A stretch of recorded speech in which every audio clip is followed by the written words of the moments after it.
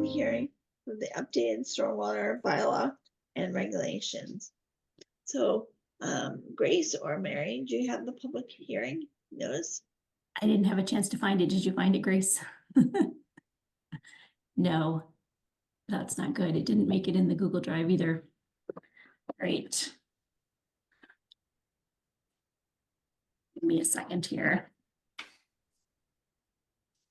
I have it and I can read it if you'd like. Okay. That'd be great. Thank you, Bill. All right. I'll put my glasses on for this. Public hearing notice. The Upton Conservation Commission will conduct a public hearing pursuant to Mass General Law, Chapter 40A, Section 32A on Wednesday, April 10, 2024 at 7 p.m. remote via Zoom to consider the proposed and updated Town of Upton Stormwater Management Bylaw, Chapter 242, as well as the new proposed Town of Upton Regulations, Chapter 325, Stormwater, to reflect updates required in Massachusetts MS4 General Permit. Such to be submitted to the warrant for special town meeting. A copy of the full text of the updates to the Upton Wetland Bylaw can be viewed on the Town of Upton Conservation webpage, https://www.uptonmad.gov, Document Center Index -773, or in the Conservation Office located at 1 Main Street, Upton 01568, second floor. All interested parties are invited to participate. This meeting will be held remotely. The information for remote participation will be available on the Upton website, Upton MA official website, civicplus.com. Christine Scott, Chair, Conservation Commission, Worcester Telegram and Gazette, March 26, 24, and April 2, 2024. That's it. Okay, thank you, Bill. Okay, so does someone want to start with comments or a survey, summary of the changes? If I may. Yes. So just to preface the presentation, that Melissa from Beta is here with me, and she's going to do a very brief presentation highlighting the changes that we want to bring to the attention of the board so that the board can have an involved discussion and make a decision. My hopes tonight is that we have a decision tonight and we adopt any changes that the commission wants to make, because we're under the gun for time frame on this. It has to make it for the town meeting. And I won't get another shot at it after this one. So as the commission is fully aware, our NIPDES permit has authority over our stormwater MS4, and our stormwater here in Upton is shared between the Public Works Department is responsible for our annual reporting and our permit, and we do a new permit every 5 years. We started doing this in 2003, and our bylaws, which are adopted at town meeting, are governed by the regulations which are overseen by our Conservation Commission. Part of our last 5-year permit mandated that we update our bylaws, in particular, those that are specific to post-construction. And when we were working with Beta to do this, we realized that we really hadn't revisited this bylaw and regulations in a long time.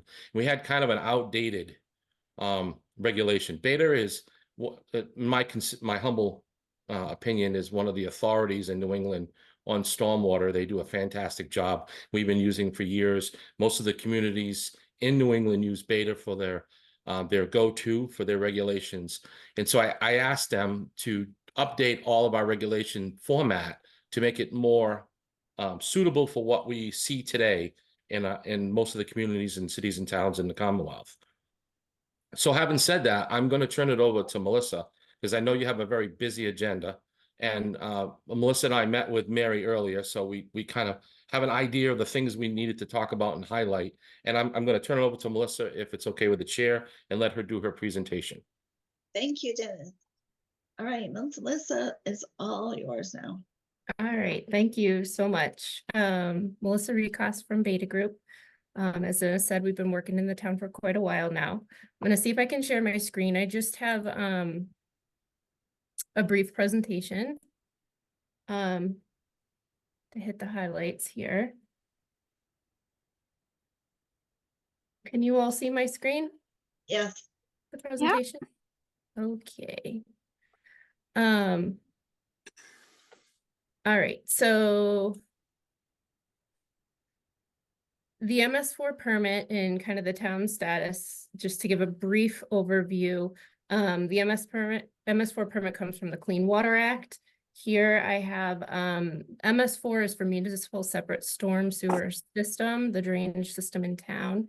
And in areas of Massachusetts where there's a certain population density, you're required to comply with the MS4 permit, the basis of that being in more population density. It affects the stormwater quality, the amount of pollutants getting into it.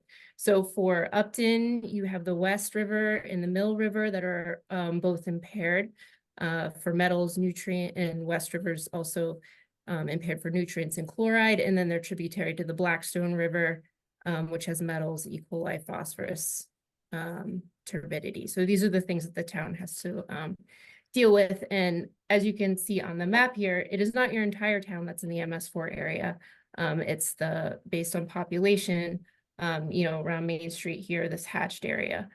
Also, as you can see, there's two types of hatch here because as the census is done at various points in time and the permit's updated, that area grows.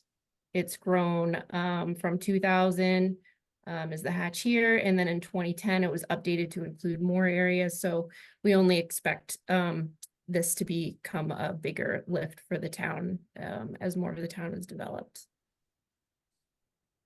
So there are 6 minimum control measures associated with the MS4 permit, and we've been working with DPW on compliance for these. They're listed here.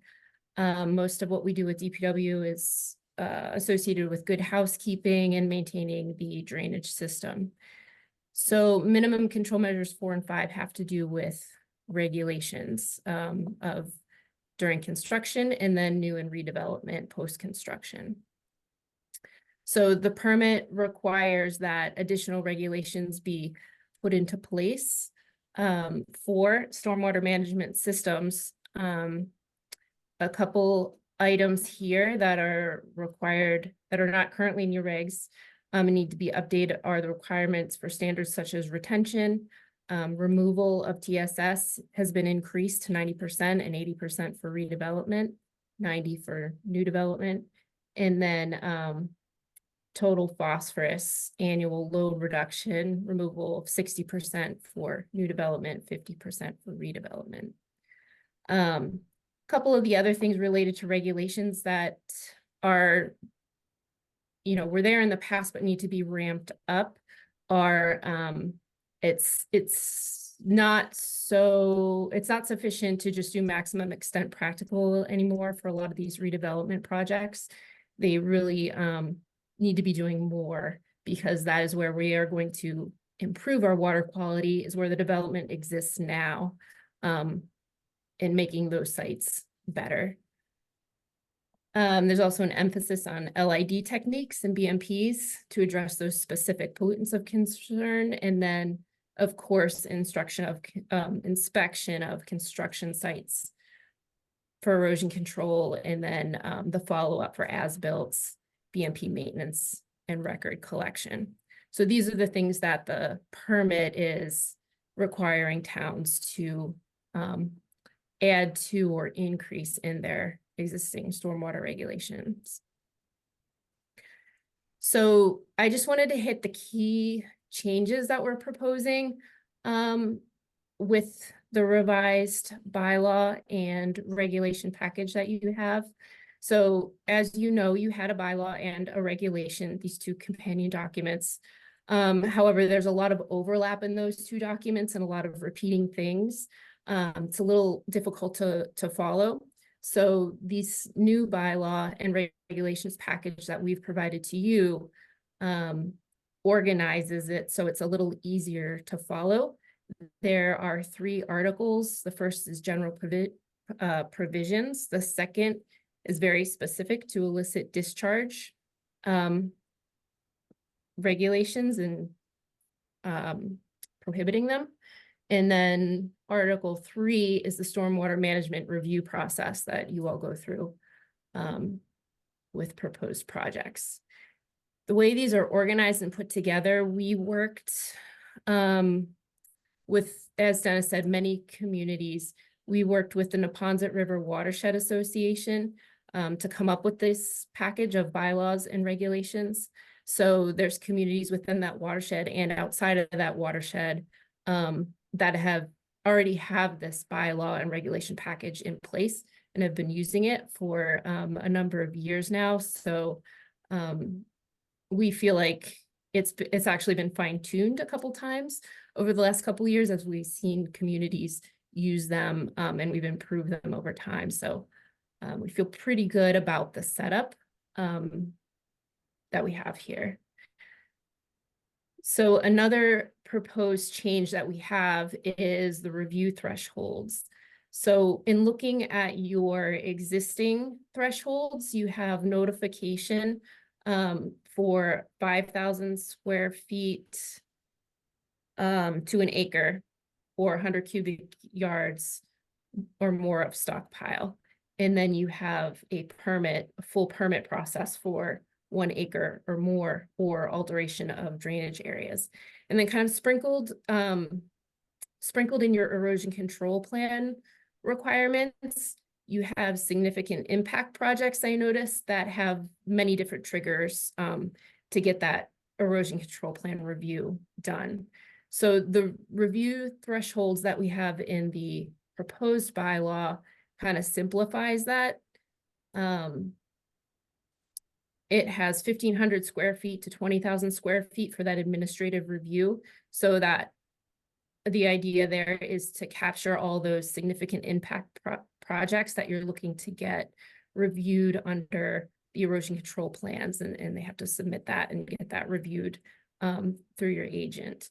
And then permit for plans over 20,000 square feet. So it's bringing that threshold down a little bit from what you had at an acre to capture more properties or more projects, I guess I should say.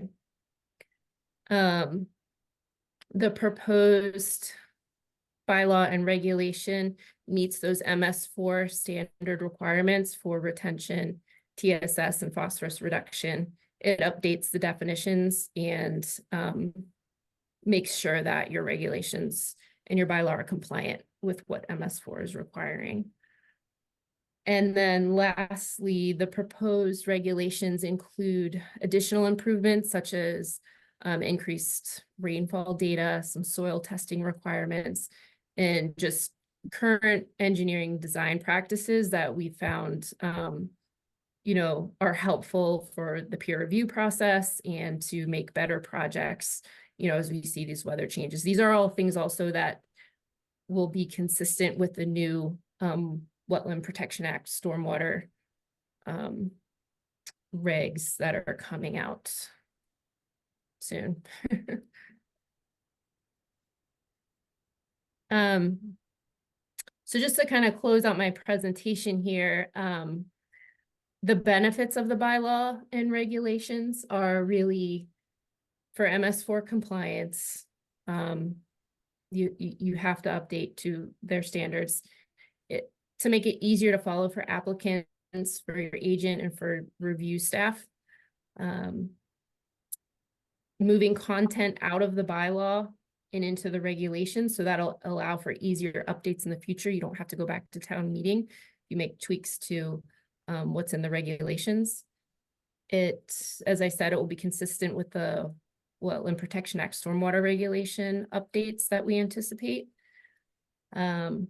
Lowering that threshold for review is proactive, and it may sound like a little more work, but in the end, I think it avoids construction enforcement later if you get to review more of these projects, even through the administrative review proactively. And then lowering the threshold for permitting shares that responsibility of stormwater management and treatment with your private development and your site owners, because the most efficient way to treat pollutants is before they get into your stormwater.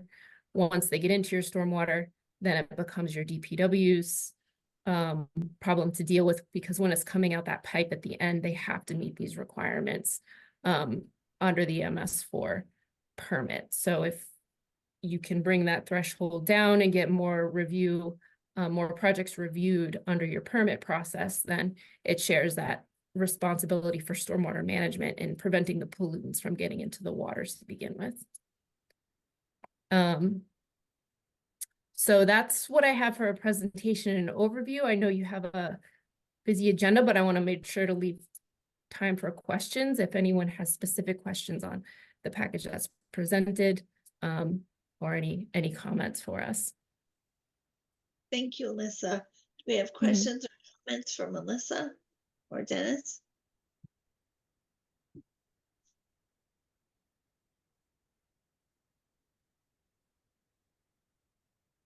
Mary, what were your thoughts about this? Maybe I'll just take, I know I sent you all an email. The thresholds is a change, so I just wanted people to understand, you know, what it's gonna mean. And I'll pull just a few images to help people understand, you know, kind of what we're talking about here.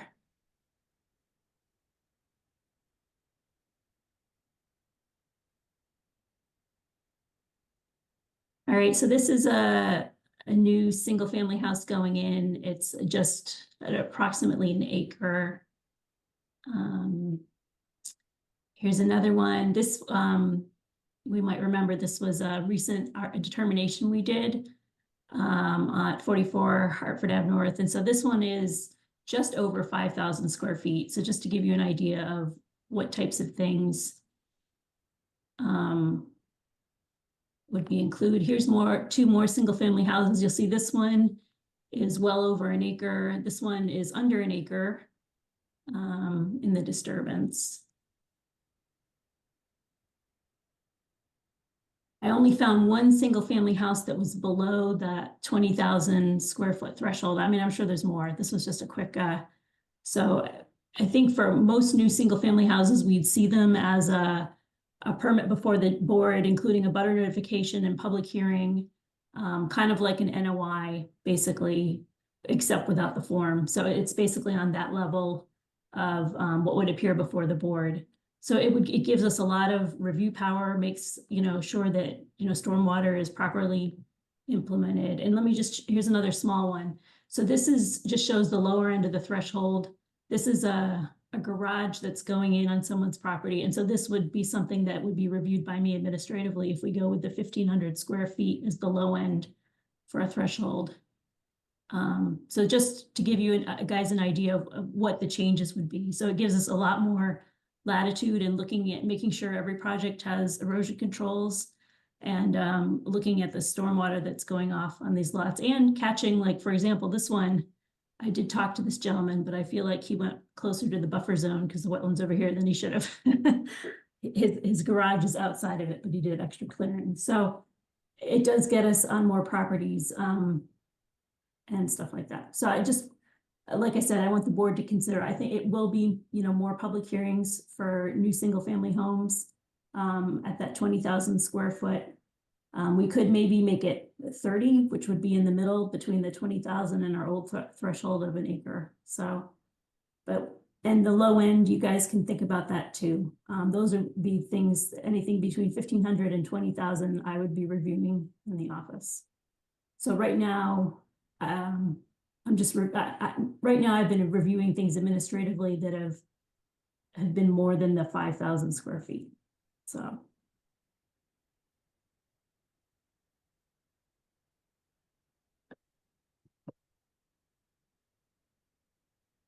So Mary, these projects will be reviewed for stormwater and not the Wetlands Protection Act?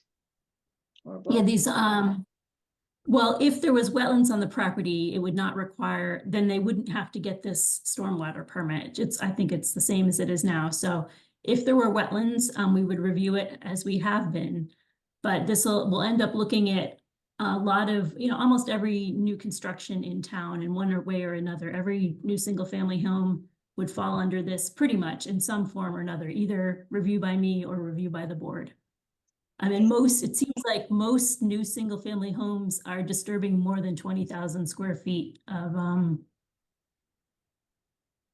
so.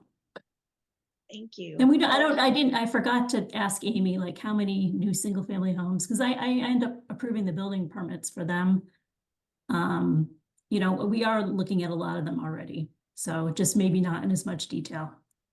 Because I do look at the building permits when they go through.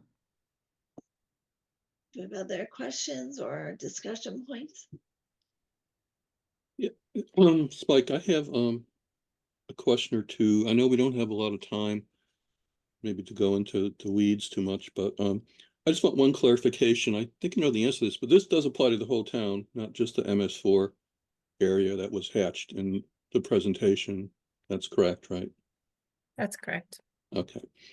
And the second question I have, and I don't have it called up, but I looked at the warrant article, and I just want some clarification. Is town meeting approving just the bylaw or the bylaw and the regulations?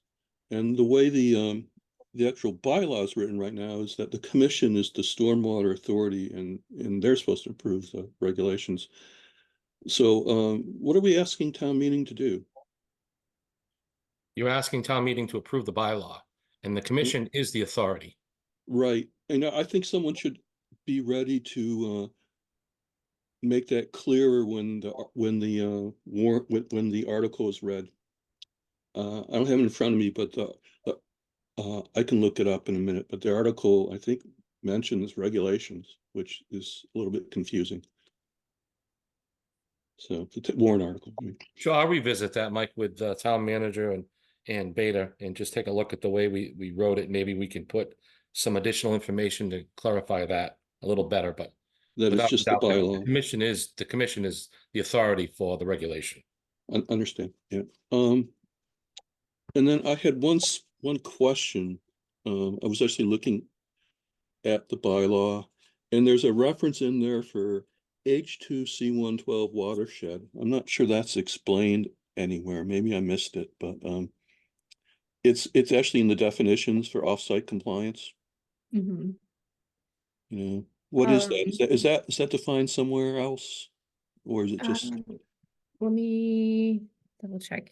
What it's referring to is the Huck 12 basin. That's a formal delineation you can get off of Mass GIS for a watershed area. So for that particular section, it's saying that if there's some circumstance where a developer says, I cannot implement the stormwater regulations and meet the infiltration requirements on my site because I have bedrock, I have bad soils or whatnot, the commission would have the ability to say, okay, well, then we would like you to provide mitigation on another site, potentially a town-owned site within that Huck 12 basin, so that you're still in the same watershed area. Okay. That's what it comes down to. I can go through and see, make sure that there's a definition in there, but I think. Yeah, I think maybe you could add a definition up in the same section. I didn't see it. Okay. Anyway, thank you. That explains it. Yep. Thank you very much. Do we have other questions or comments?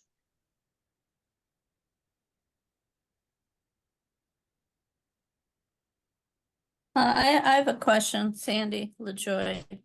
Have we decided what size project? Did you say the 15? What are the sizes of the project that we need to review? You quoted some numbers. 20,000 and 15,000 was a small one. The way that it's written right now is an administrative review would be for 1,500 square feet to 20,000. So that would be an So 15 to administrative 20. review by the Okay. agent. Yeah, and then over 20 would be a full permit review by the commission. Okay, I didn't get that range. I thought it was something that was gonna be decided. Yeah. Yeah, well, that's how it's written. If we want to Okay, change, I got I think there's some flexibility to change it if we want to. So Mary, are they gonna hire someone to help you out with this? Hours or I something? don't This know. sounds like it's gonna be quite involved, not that that's what we're talking about tonight, so. There is a mechanism within the bylaw that allows the commission to hire a peer reviewer at the expense of the applicant if you wanted to do that. Not sure if you do that right now for your larger site reviews, but there is a mechanism in there for that. Oh, that's good. Mhm.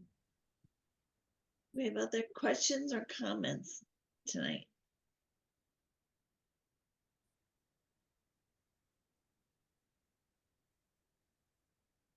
No, Mary and Melissa, what's the next step for us tonight?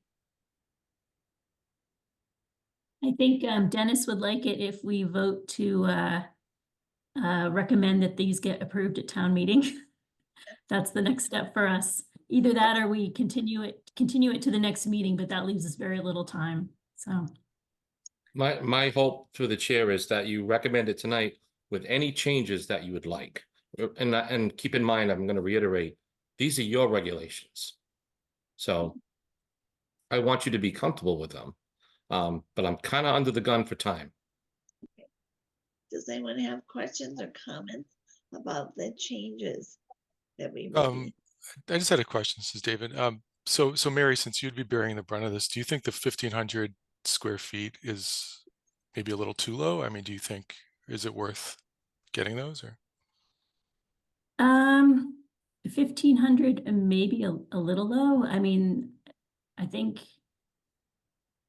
yeah, when I looked at that garage that was going up, yeah, so that's going to capture like small additions and garages and stuff like that. For example, if you guys remember 12 Stoddard, his addition was approximately 1,500 square feet of disturbance. So it's going to capture pretty much, any kind of addition, swimming pools, that kind of stuff. It's going to capture a lot of that kind of disturbance. So, I mean, we may want to stick with the 5,000 on the low end or maybe not. And I guess I was also thinking in terms of the, how many end up going to agendas for the board, the 20,000 square feet, wondering if we wanted to bump that up to 30. Obviously an acre is pretty high, but, or maybe we like the 20 because that gets it's going to get us, we're going to be able to look at a lot of stuff. So we might like that. So. There's value to seeing more properties. Yeah. Mhm. To the Yeah, I chair, would, I'm sorry, Dennis, this is Mike. I would, like to stick with what's proposed. I think if I understood correctly from Beta, the regulations in the bylaw are sort of, no offense, Beta, but beta tested in other towns. And if our expert here on the call feels that those thresholds are reasonable, then I think we should go with them.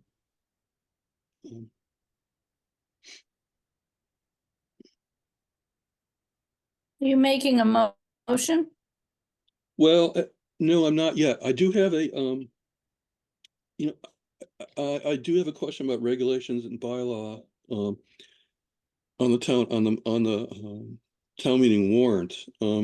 First off, I think, someone should, I would support, maybe make a motion that we accept changes to the bylaw, but not the regulations, because we might want more time on that. Also, there might be changes potentially to the bylaw at town meeting that would affect the regulations. But here's the thing, I'm looking at Article 29. Dennis, is there just one article in the town warrant?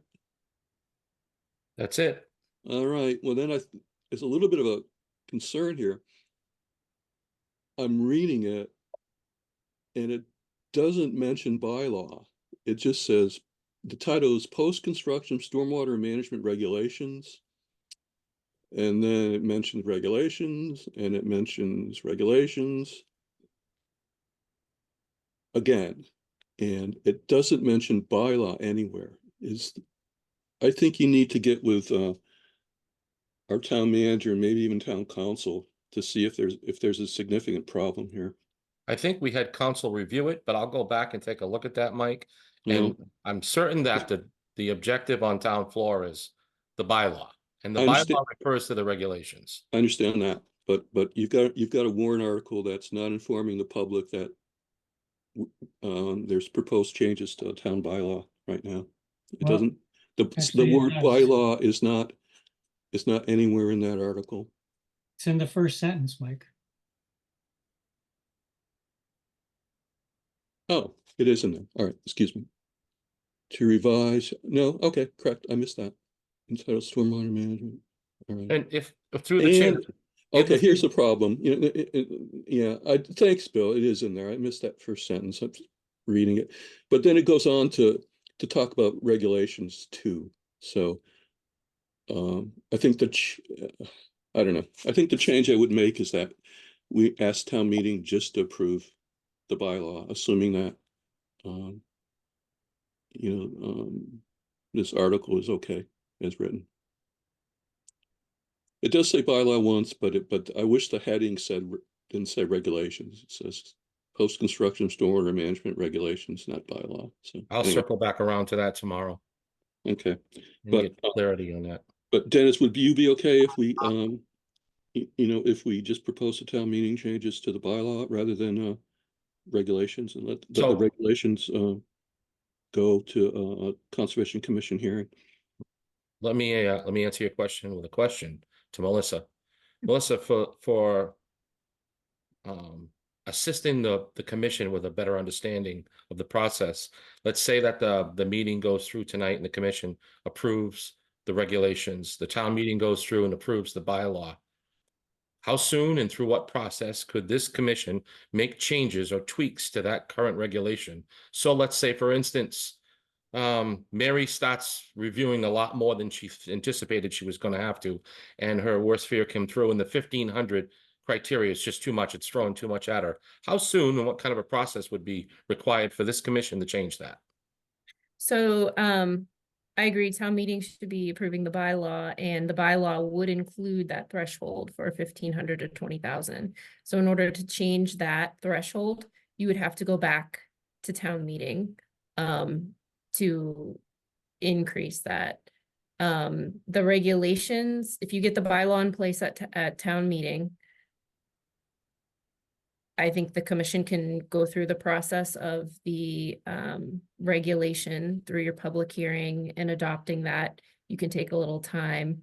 That's why we moved a lot of things into the regulation and just the skeleton in the bylaw, so that you have more time and leeway to change those regulations. So if Mary found that, 1,500 is a lot, you could reduce the amount of review for that 1,500 square foot administrative review, or you could make it a checklist, or you could do something, Mary, on your end, because it's your administrative review. So it's really the amount of effort that you want to put in on that. So I think it's the 20,000 that is the bigger number, because that's the one that kicks people to a full permit and a public hearing process and a notification and things like that. So if you were, looking at the numbers, I think the administrative review, you have a lot of leeway to make that what you want it to be, or what you have the ability to do based on your workload, if that makes sense. So now I can answer your question. I'm sorry.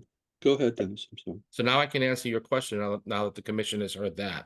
So no, I don't feel comfortable with us taking longer to come up with what we want for the regulations and this commission voting it, simply because I only have till the end of June to prove to the DEP through their consent order that this commission has adopted the regulations. So I don't have a lot of time. Okay, through the chair, Dennis, That's fine, but I do have one kind of generic question. I'm not sure anyone can answer that online, but the Attorney General has to approve changes to the bylaw. Is that correct or not? And Yes. if they do, does the town have to wait until the Attorney General approves those bylaw changes before the commission, say, starts administrating the bylaw under the regs? Is there a gap, or does this bylaw go into effect, right after town meeting, or does the town have to wait for Attorney General approval before it can start implementing the changes in the bylaw? I think we have to wait for the state. It's like 6 months. Yeah. The one that we just passed last in November, that just finally made it to the code, I believe. Yeah. So we do have time, in a sense, we have time, and I think Dennis will have satisfied the state because they know that we have to wait that period anyway. Right. I mean, we could conceivably, to help Dennis out, we could approve the regulations and then ASAP basically, and then but not implement them, and then maybe make some changes in the regulations after we get the feedback and hopefully approval from Attorney General.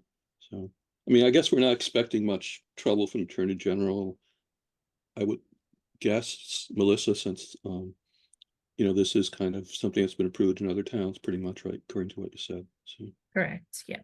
yeah, but okay, all right. Thank you.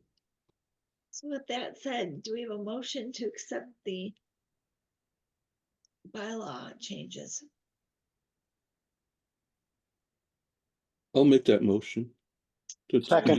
accept proposed changes to the Upton Stormwater Management Bylaw and accompanying regulations. Okay, let's do a voice vote. Chris, aye. Alan, aye. Okay. David, I. Sandy, Mike, aye. Marcella, I.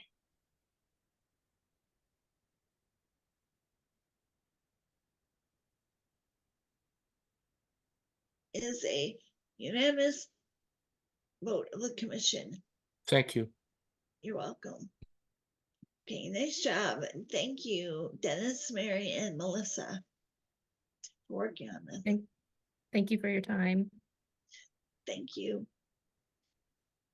Okay, now we have our 7:30 hearing, which is now 7:40, which was a notice intent for 164 Westboro Road, construction of a single family house.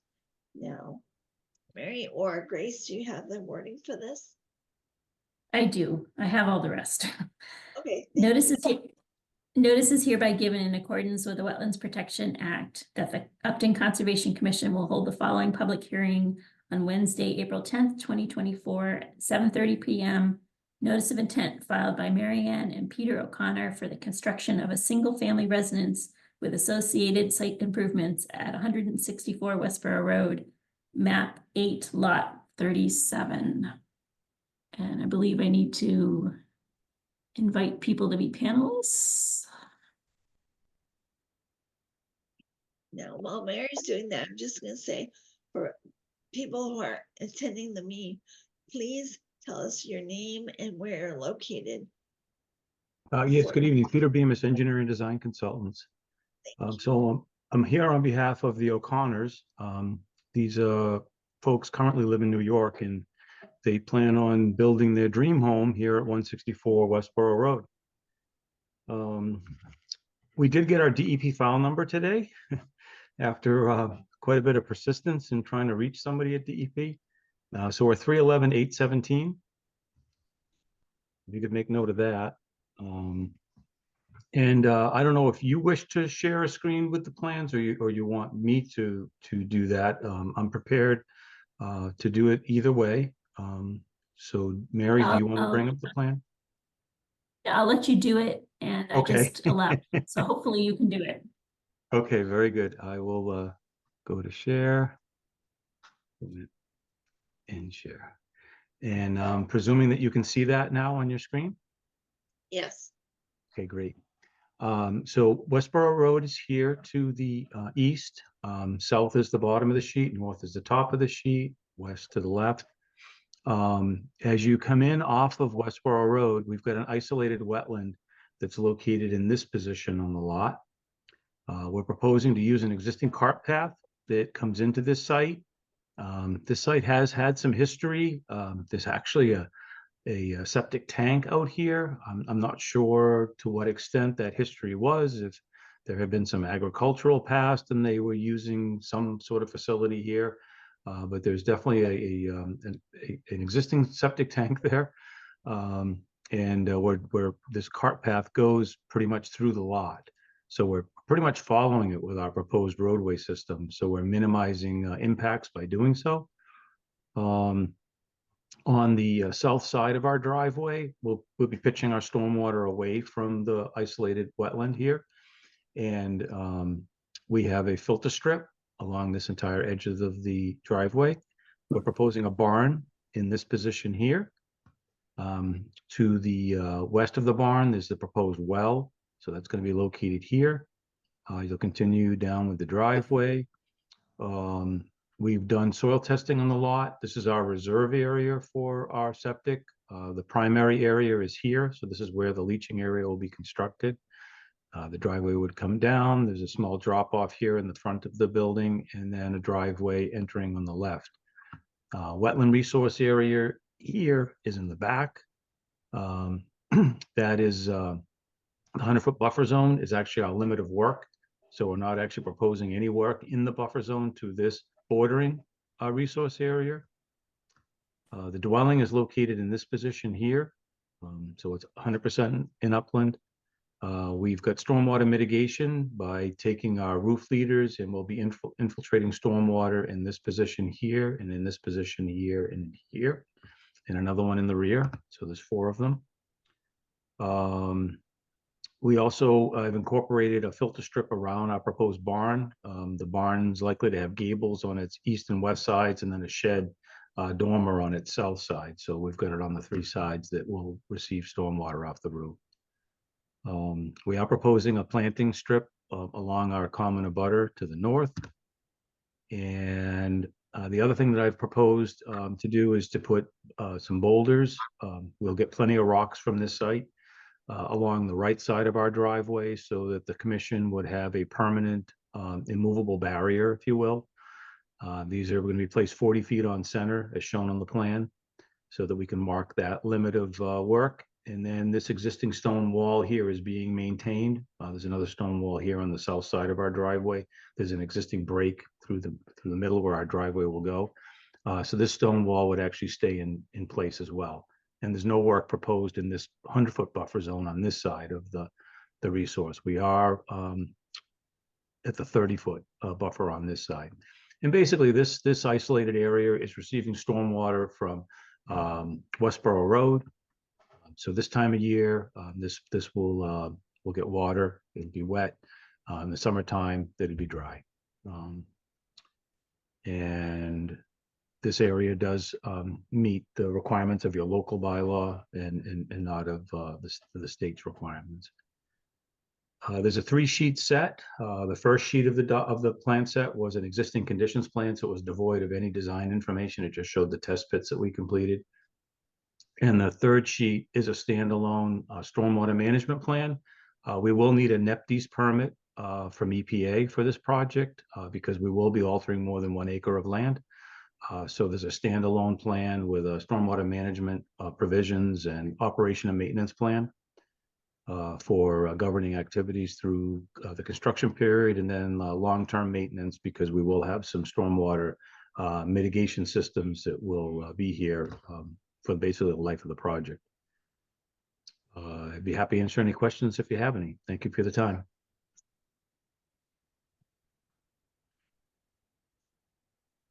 okay, Mary, what are your comments on the project? Okay, I'll just share my screen. Here are a few pictures of the site.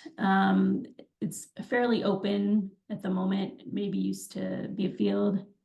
Here's the isolated wetland near the road. And this is the wetland system in the rear. Basically, as he said, this is only a bylaw really filing because they're staying away from the wetlands in the rear. He's provided for stormwater. I did, they're suggesting boulders instead of bounds along the 30-foot no disturb.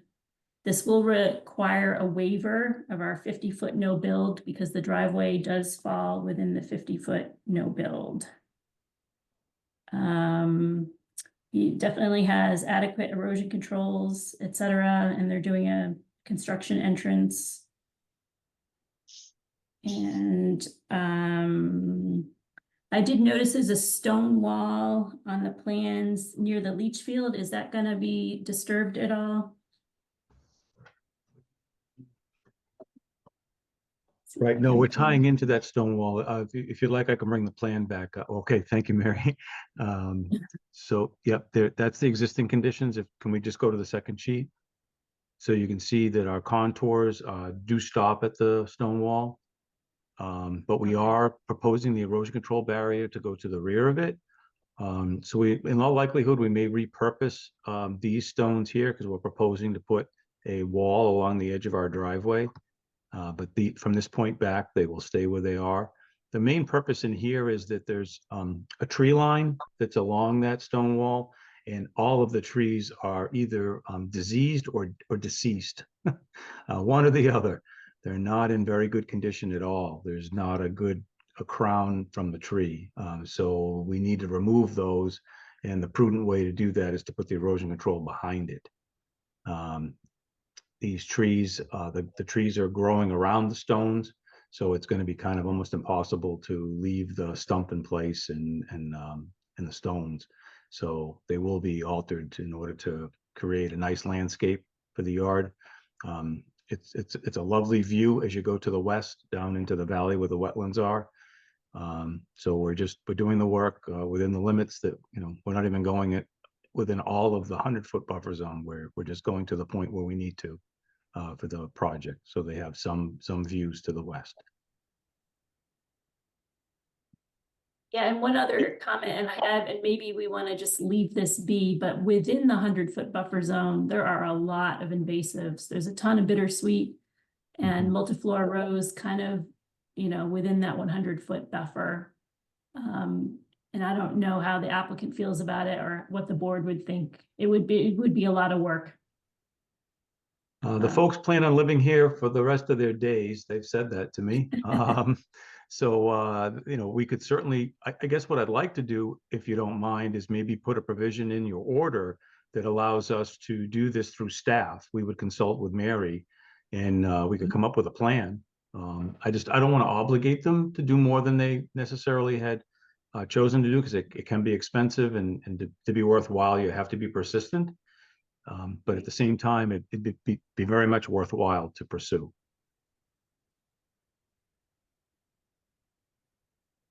And then another comment that DEP had, and I believe, is this the 200-foot riverfront area on your plan? Yes, it is, Mary. That's right. So it's that far away.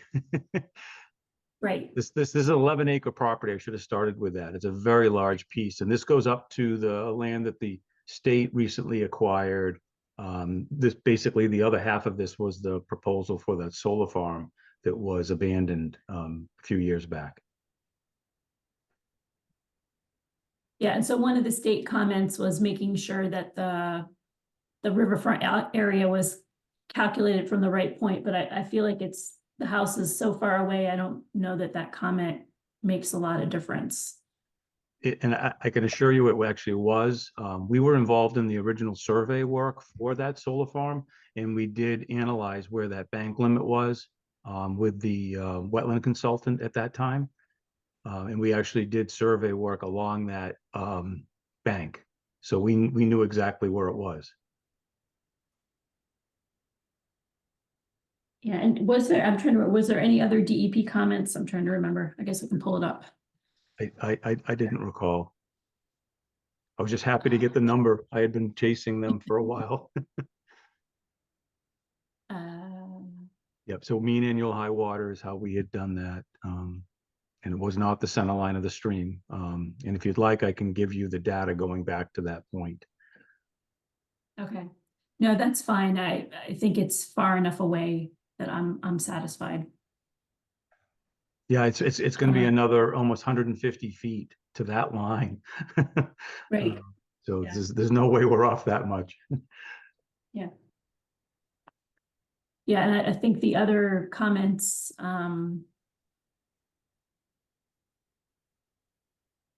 yeah, and the trees are outside the 100-foot buffer zone, right? The It is. removal of the, yep, okay, Yeah, yep. So I don't, no, those were my comments.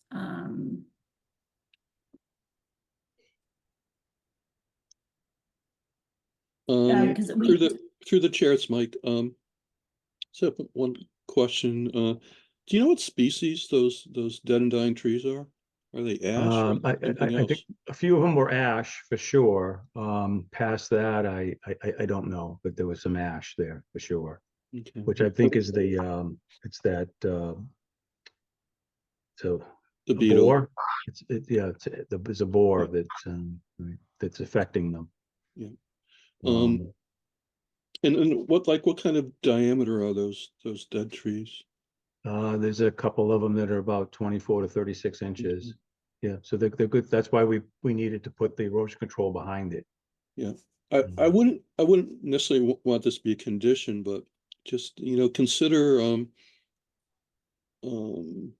depositing some of those large bowls, maybe somewhere where there could be habitat, large woody debris. Yep.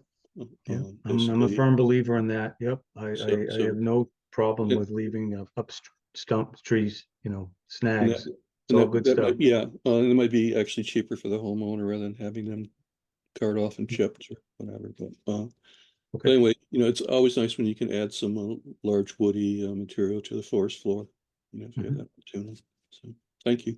Yes. Peter, this is Chris. I have a question. What are the types of trees that are being planted in that row? Oh, yeah, the evergreen screen. I know we talked about spruce. We just wanted something that would be full and not a pine. We wanted to stay away from pines. So we were going to try to stay in the spruce family or the fir family. Okay, And we're going to plant it in a berm, just so you know, we're trying to plant the ball of the tree on the existing ground so that we could get some height out of them day one. But this is a screen that will take a little bit of time to form, but it's going to be a dense screen at the end of the day. with the planting the dense screen, is there a provision if something dies to replace it? They would. I mean, 'cause this is for their benefit, because their home is going to be behind the home next door to them. So that other home is much further east. So we're putting that in for their benefit. Thank you. Yeah, sure. Yeah, just to follow up on that, when you select your species, think about climate sensitivity. Mhm. Some species definitely will be more tolerant than others of heat and drought. Right. So, Do we have other questions or comments from the commission?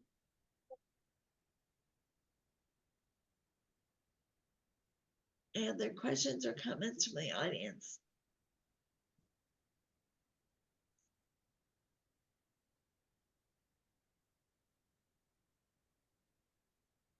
So Mary, is there anything we need to add to the proposed NOI? Yeah, I mean, I think it's ready to be approved tonight. It has a DEP number.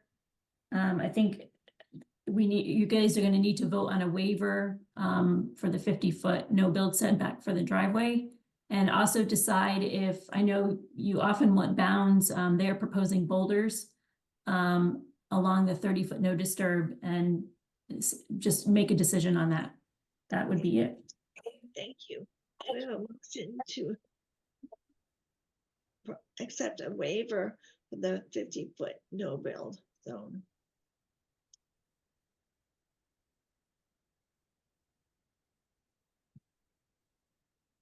Can someone from the commission, So moved. how about a second? Second. Okay, let's do a voice vote. Chris, I. Alan, I.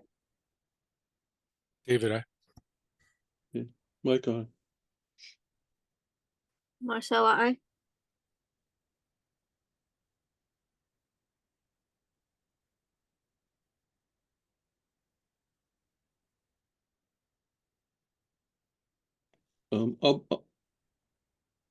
I'll make a motion to, is everyone finished voting on that?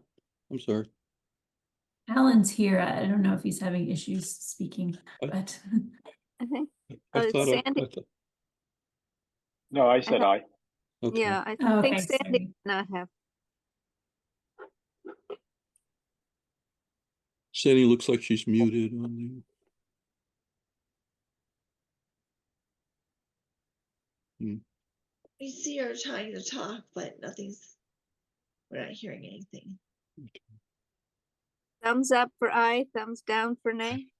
The old fashioned way. Thank you, Okay, Sandra. so there's vote resolution to waive the 50-foot no build zone. Okay, well then I'd like to keep this moving. I'd like to make a motion to issue and order conditions for the proposed work as described in the plans, and with use of boulders rather than concrete or granite markers for the wetland bounds. Okay, do we have a second? Second, Okay, let's do a voice vote. Chris, I. Alan, I. David, Sandy, I. Mike, aye. Marcella, I. That's a unanimous vote of the commission members present. So I believe we're all set there. So nice job here. Thank you very much. Good to see you, Chris. Haven't seen you in a while.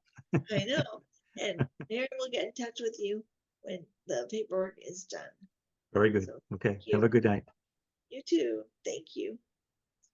And we have at 7:50 and 7:59-ish. It's an RDA for 131 Fowler Street. all right. Shall I read the notice, Chris? Yes, please. Okay. Notice is hereby given in accordance with the Wetlands Protection Act that the Upton Conservation Commission will hold the following public hearing on Wednesday, April 10th, 2024 at 7:50 p.m. Determination filed by Red Farm Golf for the construction of a pavilion, the trapping of beavers and breaching of a dam on site, as well as the repair of a service road and installment of erosion controls at 131 Fowler Street.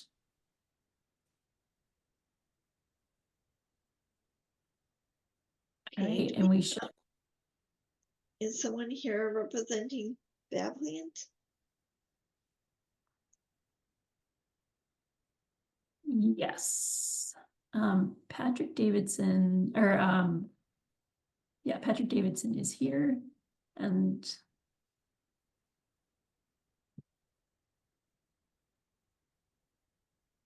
I don't know if I can run through, we talked a little bit about this at another meeting, but Patrick is here as well.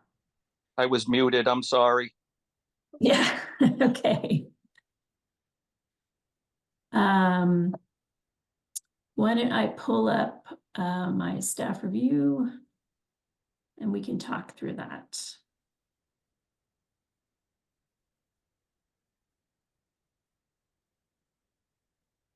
All right. this was discovered as after the fact filing. The pavilion, construction on the pavilion had already started before the applicant received a building permit or filed with us. So this is the primary reason for this determination. There were a few other things that he wanted to add on as well, and that needed to be added on. So here's the pavilion. The wetland is, we measured 23 feet off the back of the pavilion. He had also previously constructed a snack shack, which is on a trailer bed, so it's movable, and it's on a gravel pad. It's not necessarily included in this determination, but it's another thing that's on site. And then there was a service road that has washed out. And he has since fixed that, although I'm not sure the status on the drainage there. And I think we talked about before, the washout of the service road did bring some gravel material into the buffer zone and a little tiny bit into the intermittent stream.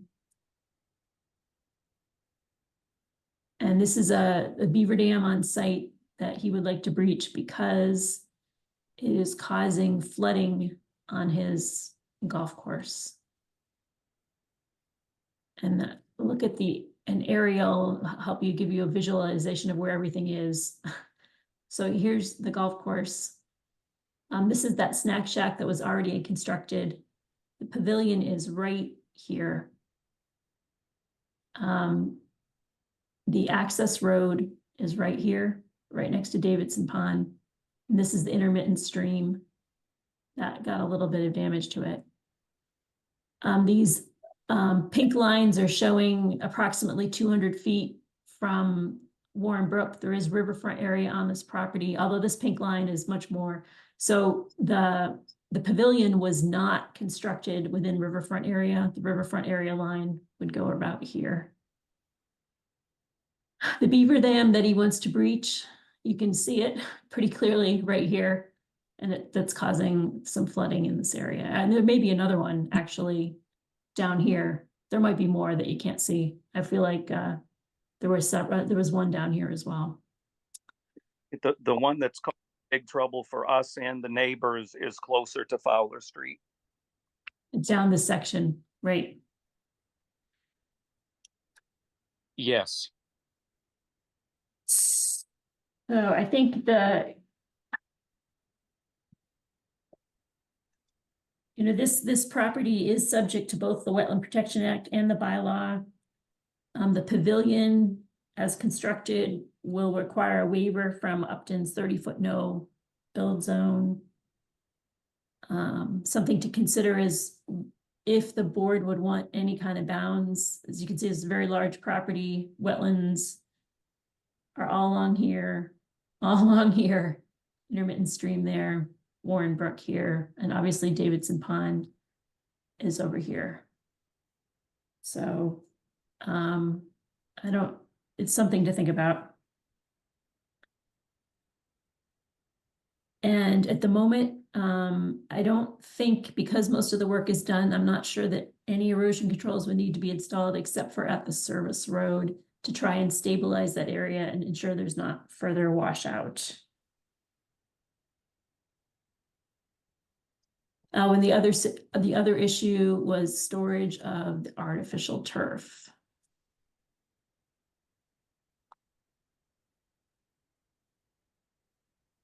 Is right here. So the applicant has been storing artificial turf. The pavilion is right behind you. So this is, again, very close to the edge of the wetland. And I did ask him to find a place to move it out of the wetland buffer zone. The turf has little pellets in it, which are made from tires, which can leach chemicals into the groundwater. So those have been moved. There is one roll that's still there because we can't move it at the moment with the machines that are there. It's too heavy, but everything else has been moved.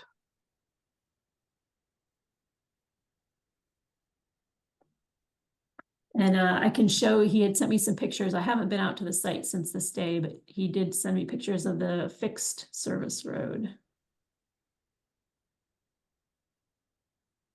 It's another one. And that has been repaired basically to make it passable. It is, I didn't pull anything out of the wetlands, nor did we do any kind of erosion control. I just pulled, what had washed down back up onto the road to fill the ruts. And I made a berm a little higher where the water was coming off the hill to try to direct it to a pipe. Which again, that was there before and it just washed out with the heavy rain and caused our problem.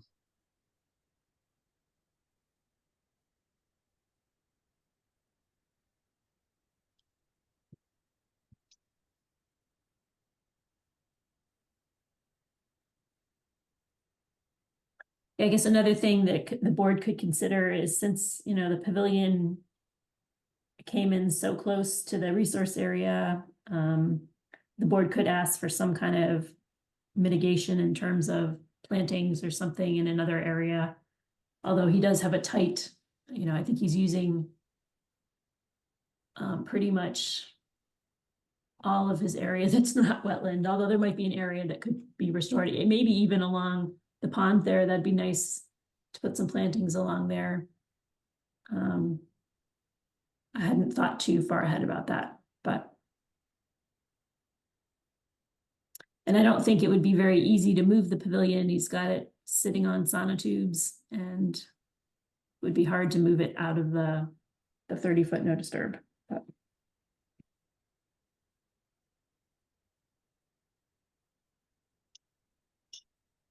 And that was never a wet area prior to the beavers doing what they did. It was, over 100 feet away, and I think you had mentioned it when you were on site that it was, wherever the river is, we're probably 200 feet or better from that. It's encroaching rapidly with the beaver dam.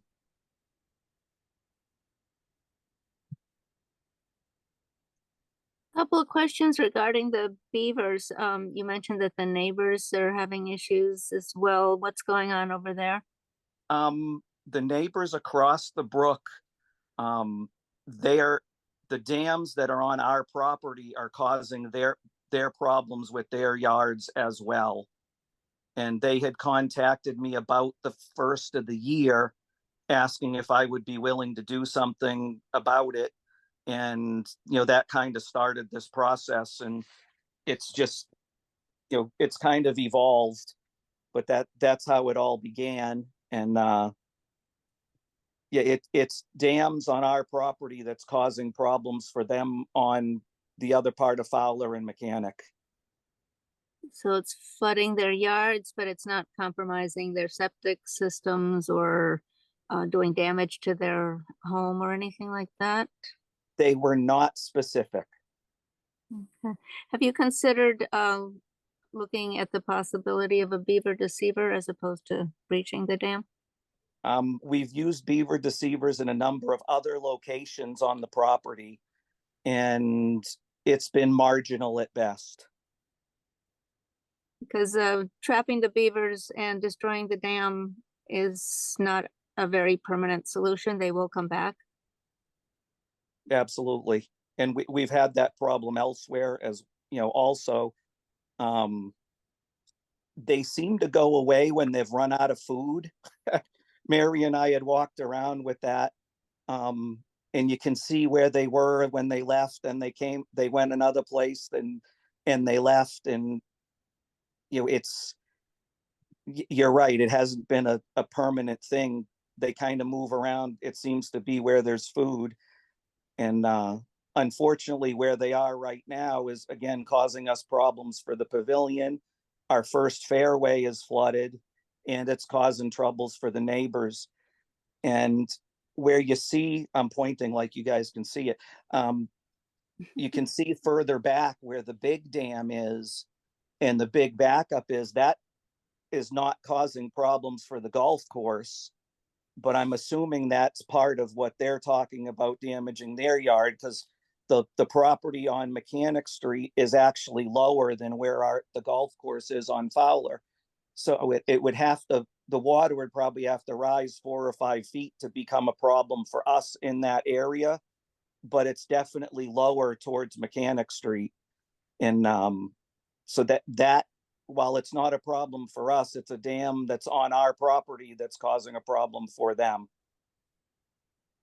So through the chair, this is Mike. So just one more time, explain exactly which beaver dams you're proposing to breach under this application.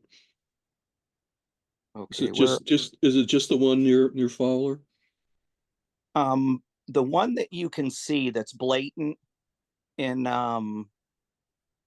that's behind there's in between the 2 pink lines there. The one that's behind, yes, right there, Mary. That one is problematic for us. If you go back further a little more, where the big one is, that one's not a problem. That one right there is not a problem for us as far as the golf course goes. But you can see where it's creeping over towards the yard right there where you're pointing. It's creeping that way. So I'm assuming that's part of their complaints. So that's why I included that one in it, because I wasn't exactly sure what they were speaking of, and the ones further forward are the problems for us. Because it looks like So again, so there's Mary, you got control of the cursor, Mary? So that one is not necessary for the golf course to touch, right? Correct. Okay, then move downstream, and this is the one that you're proposing to breach. That one is an issue for us. Yeah. And then there's one further up right off of Fowler, directly across from John Poirier's house.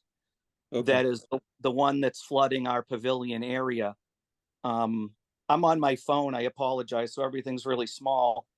But where the intermittent stream goes, and you'd go over the bridge to walk onto our golf course, which goes over the intermittent stream, that goes down towards Warren Brook at the bridge.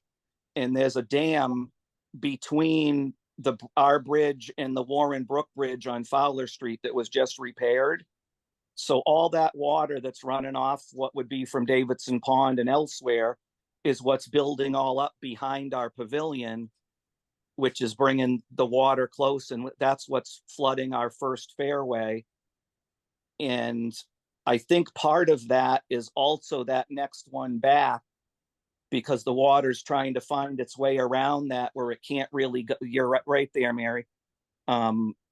It appears that because that's blocked up, we're getting some runoff almost right where the cursor is now, where if it was directed back towards the brook, it would go the other direction. And where did you try out the beaver deceiver where it didn't work? Would it on any one of those dams? Not in that area. We used it up right at Davidson Pond, where it crosses the old Trip Hammer Road on our service road. They were plugging up the culvert underneath the road on almost a daily basis. And so we had had one there, and it was kind of problematic because they're efficient animals. It's crazy how quickly they can do stuff. And it would go a while and they wouldn't touch it, and then they'd mess with it. And again, that's just our experience with the beaver deceiver. If we could make the water flow to stop our flooding, maybe at that point it would be useful for the beaver deceiver to put in so it didn't come back. But where it is right now, it's blocking up, and I'm not the professional, but I believe it's only going to get worse. It just seems to me like the conditions are different from the area that you've tried the beaver deceiver and the conditions where you're proposing to breach the dams. So I I'm could wondering, agree. if it would be worth Absol- bringing somebody in to take a look. I'm for that. If there is a better solution, I'm okay with that. As we just got to stop the flooding and make the neighbors happy. Also the dam, that's the first one we were discussing, is that even on the one that isn't affecting you, but is affecting your neighbors? Yeah, right there. Is that even on your property?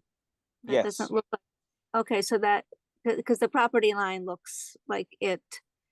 I would say it, I think, well, you know, that line is a little different than what I thought. It was a little further to the left.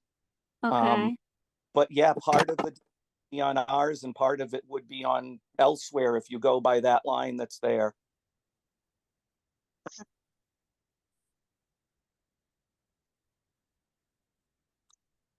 This is So, Chris. so this is Mike again. So I just make sure I understand, everyone understands. So you're asking for permission to breach the lower dam and the middle dam.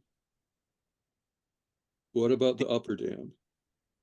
The upper, again, Mary and I, whoops, I just messed up my phone. Mary and I walked in there and, you know, just so we could kind of, you know, try to figure it out what's going on. I personally don't have a dog in the fight as far as the back dam goes, other than if that was what the neighbor was complaining about. My problems are the two closer to Fowler Street. Okay, thank you. And the last, I know we've got a lot of hearings tonight. You propose to do this basically as soon as you're permitted to do it, sometime this spring, summer. Correct. Okay. Right now we can't open because our first fairway is muddy and wet. I mean, we could probably put some sort of caution tape or something, but it's certainly problematic, you know, right now. And, you know, again, the water table's ridiculously high compared to what it normally is. But you know, the fear is it's only going to get worse. Okay. I would just comment, I think that's okay. You know, if we issue an order for this, I'd like, if it includes like maintenance, I would not want to see any of the dams breached during the fall or winter, or even early spring, because this is endangered species wood turtle habitat, and the wood turtle overwinter in Warren Brook. And what you don't want to do is, in January, breach a dam, which would cause the beaver pond, the water level in the beaver pond to decrease, and could potentially expose the wood turtle to freezing. They're living under the water, basically, maybe under some banks. If you breach a dam, at the wrong time of year, you can easily kill the wood turtles. I don't think breaching, in late April, May, they're already moving around by then. But we probably should maybe have some understanding that, if these dams do come back, that the ones on Warren Brook anyway, not be breached during the late fall, winter, early spring time period. That's fine with me. This is Chris, and I have two comments for you. One is with the beaver issues they have. I would suggest talking to Beaver Solutions, which is a company we used before for the town, and they would probably have ideas which way you can deal with the beaver issues. And the other question I have for you is, there was a question about doing some plantings. And for plantings, would you consider blueberry bushes? Absolutely. Yeah, and just another comment I forgot from my report. Patrick, and you may not have realized this, but your whole pavilion and that snack shack are within the 100-year flood zone So I don't know if you have insurance on them or whatever, but that might cause difficulties for insurance. The pavilion, obviously, if it floods, it's probably not going to affect the structure too much, but your snack shack might be a little bit more vulnerable.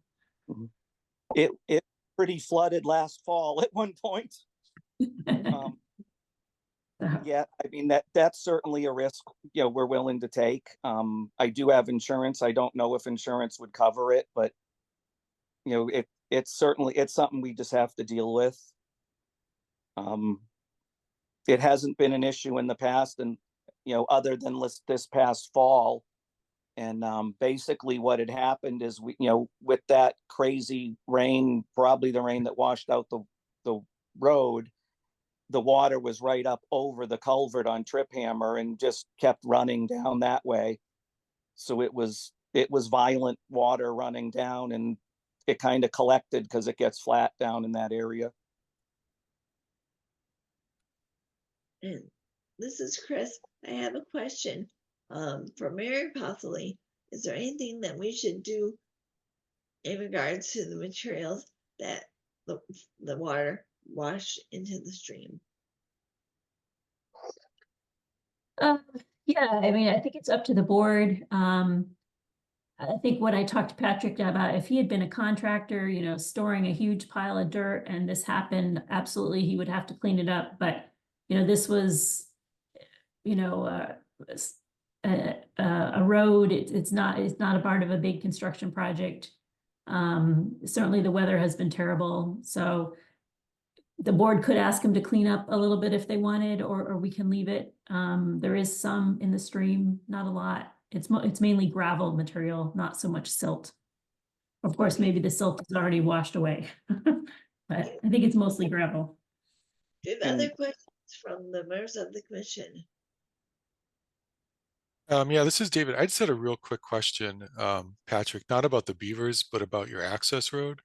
So you were saying that intermittent stream that comes through, is there a pipe under the road now, or is that just diverting it along the road? Our service road is a discontinued town road. It was Trip Hammer Road years ago. And the culvert under the road, under that, is from whenever at that point. And probably, I don't even know, 30, 40 years ago, it was also a gravel pit. And so there was truck traffic in and out of there years ago, and that culvert is left over from that time. David, there's and is also it a culvert.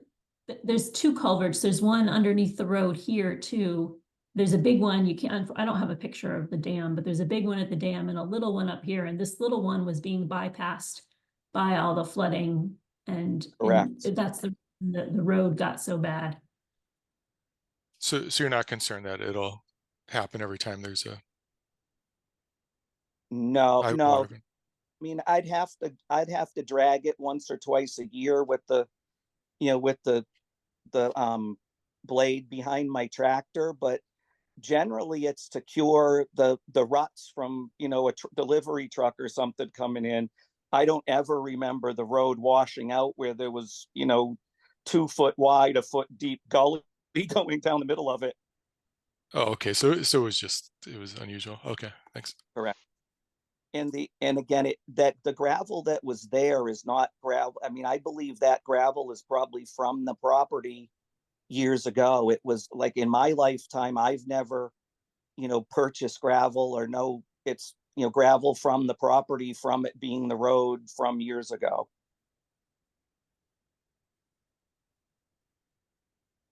Do you have Okay, any thanks. other questions or comments from the commission? Back to the beavers.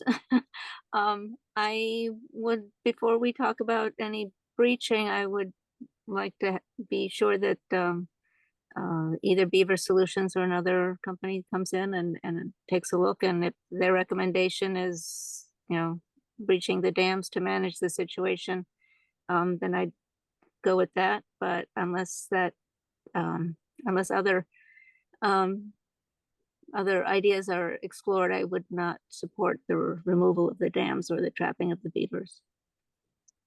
It Okay. was my understanding that, you know, it couldn't be us that did it anyway. I thought we had to hire a professional to do that job regardless of whatever. So I certainly had assumed we were gonna hire a professional to make that happen. That's correct, Patrick. Now, do you have any questions or comments from the audience? We just need to know your name and where you're from. You may need to raise your hand.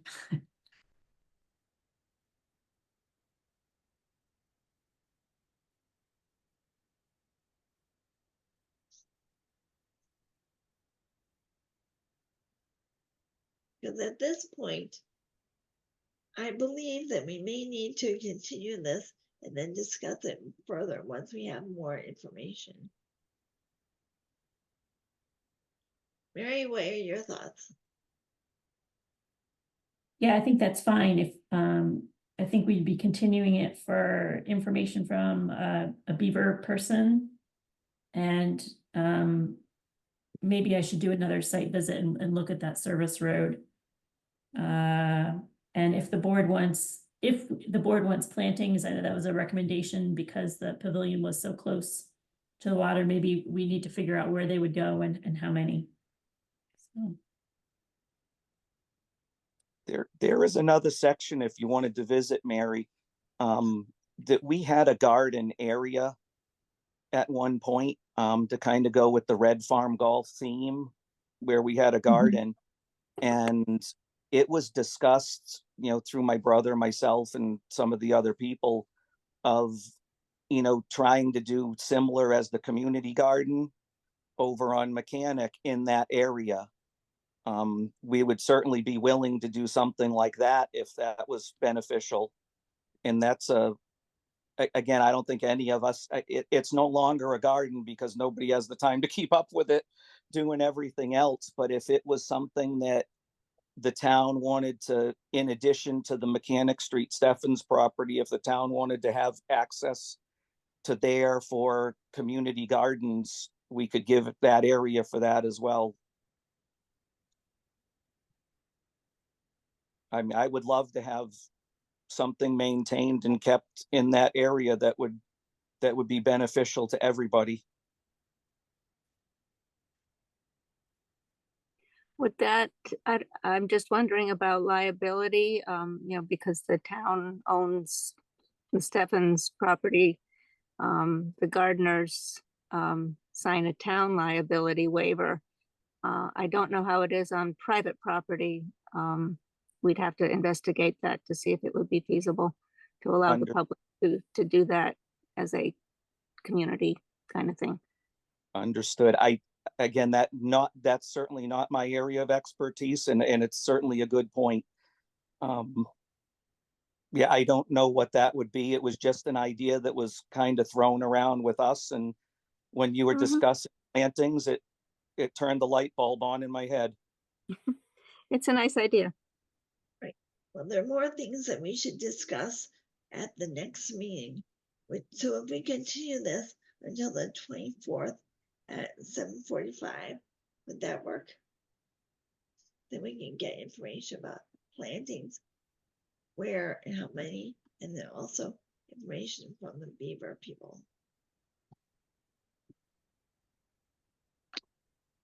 Sounds good. Okay, so 7:45 on the 24th. Thank you. Thank you. Okay, now we can go ahead with our next hearing, which was 99 Crockett Road. And Mary, do you have the wording for the article? Yes. Notice is hereby given in accordance with the Wetlands Protection Act that the Upton Conservation Commission will hold the following public hearing on Wednesday, April 10th, 2024 at 8:05 p.m. A determination filed by Thomas Kelly for the installation of a new septic leaching field next to the existing field system at 99 Crockett Road, map 13, lot 30. Excellent. Now, is Mr. Kelly here? Good We evening. actually have, Thank you. My name is Raouf Mankarius. Excellent. Now, are you the engineer?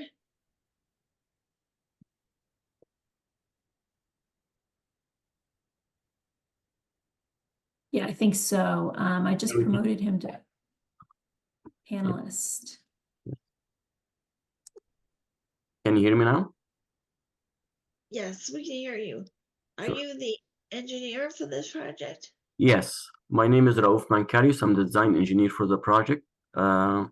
It's basically replacing an failed system cesspool. If you want, if you do like, I can share my screen. If you don't mind. Yes. Yeah, hopefully you should be able to now. Sure. So, can you see it now? Yes. So basically, we have a failed cesspool right here, and it's on a very steep slope. It's inside the buffer. It's about 67.4 feet away from the pond. We're proposing to abandon it per Title 5 and build a new septic system outside the 100-foot buffer completely. The only thing will be in the buffer is a tank and the pump chamber. And actually, we were just taking some of the paved driveway to keep the system completely outside the buffer zone. So this is a 100-foot buffer right here. I know Mary had some concerns about the wall. I mean, we will try to preserve it as much as we can, but we have to have a wall because of the septic grading itself. So we have to have a retaining wall. So if any damage happened to the wall, we will basically rebuild it. The tank is in a lower ground. That's why we have to have a pump system going up around the wall. There is a tree where the pump chamber is right there. This has to go because there is no room for anything else. Other than that, everything is mostly outside the buffer zone except the tank and the pump chamber. And I think this is better for the environment than having a septic system in a slope like that, and a cesspool. Yeah, and if you have any questions, let me know. Now, would you crush and fill the existing Yeah. septic system? No, they usually they come with a pump tank, like the way they pump septic tanks every like a year or two. So they pump the sewage out and they fill it with flowable sand. Okay, But thank you. they keep it, yeah, they keep everything intact. Okay, thank you. You're welcome. Mary, are your questions or comments? No, this is a pretty straightforward project. They're provided for erosion controls here and here. And you know, it is a very steep site, but the house is actually blocking most of the work. Most of the work will be the house will block most of the work from the lake. So the only other, I may share my screen a minute. Let's see.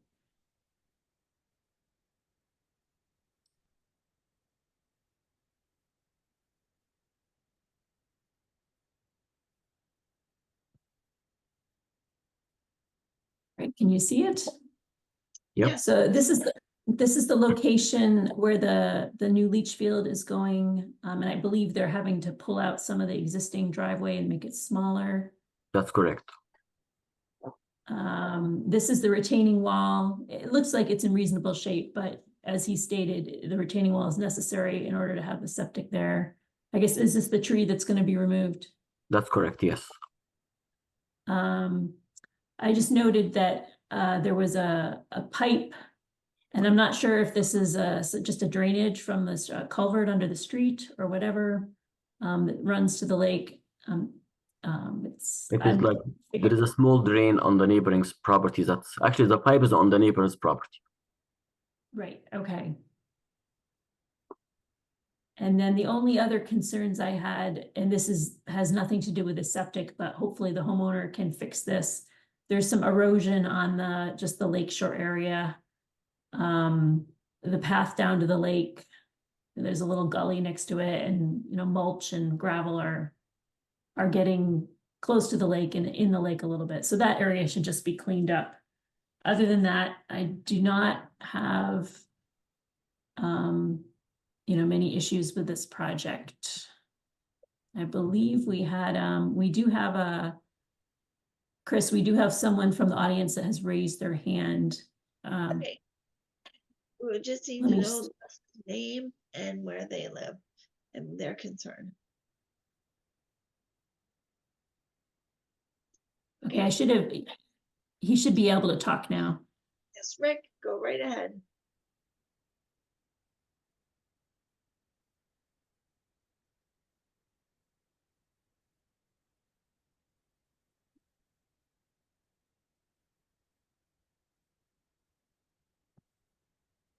Can someone unmute him?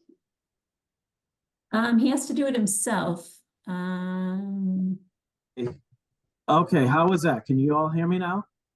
Yes. Yes. Sorry about that. Good evening, Conservation Commission. My name's Rick Marino. I'm a direct abutter, 299 Crockett Road. I'm at 97 Crockett Road. I'd like to, just start off saying that I'm happy to see improvements to the lack of septic system that exists currently. I found out about this meeting as a last minute, so I had to write down some concerns and some notes after I looked at the plan. I would like to say that in reviewing the plan, that it is a bit misleading to both Concom and Board of Health. For example, when you look at the plan, they are showing a covered porch. Let's see, there's a covered porch drawn in to the plan, which is not a covered porch. It's actually a bedroom living space. Therefore, the setback requirements that are shown in the plan are incorrect. For example, a leach field requires 20 feet from a living bedroom space, where they're calling for 10 feet of a setback. So that's kind of an issue. The other kind of things that I saw is, I guess one is a question for the engineer basically, but the septic tank and the pump, the setback requirements there, I believe need to be considered differently, with the bedroom being, in the space of the covered porch. This would actually impact the buffer zone more negatively. If the setbacks were changed, the pump and the septic tank might have to be moved further into the buffer zone. So, point is this covered porch is not a covered porch, and the design of this is not, accurate. The drainage swale that I saw pictures of, that's a pretty flowing drainage swale that has that serves the road in like 3 different manners. It's an active drainage swale, and it looks like this on the plan. It's not shown on there, and I believe you cannot have any septic components within 25 feet of a active drainage swale. So that's just something, that was of concern. There's several other things, but I didn't know if I should stop to, have conversations about those things that I just discussed, or whether I should just continue on with some of the other findings. How about if you keep going, Rick? Okay. I also noticed on the plan that there was no survey performed. So how can this all be accurate if a survey wasn't performed? That's to me, that's an issue. Another issue that isn't being talked about is there's a current drainage problem that causes significant watershed onto my property, and it actually causes a flooding of the dwelling of 99 Crockett Road. So this is something that is definitely, a problem that will need to be addressed. And with I don't see a drainage study or any kind of, information like that on this plan. I feel that certainly is a consideration for conservation. there is a few errors, like the septic tank size shows up as 2,000 gallons in one area and 1,500 gallons in another, which, you know, that's probably just a mistake, I would guess. But pretty importantly too is there's a detail on the plan. I don't know if you can kind of so on the plan, there's an area which shows the detail of the impervious barrier detail. Shows a 3-to-1 slope with, I think, yeah, if you go up, right up from there, a little bit higher. If you keep going, okay, look at right there.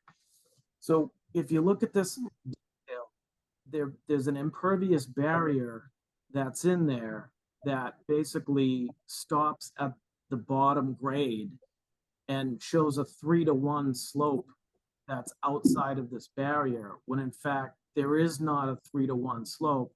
The dwelling is built right into this, to a retaining wall, which is there. So like that 3-to-1 slope doesn't exist. There's a bedroom right there built into the retaining wall.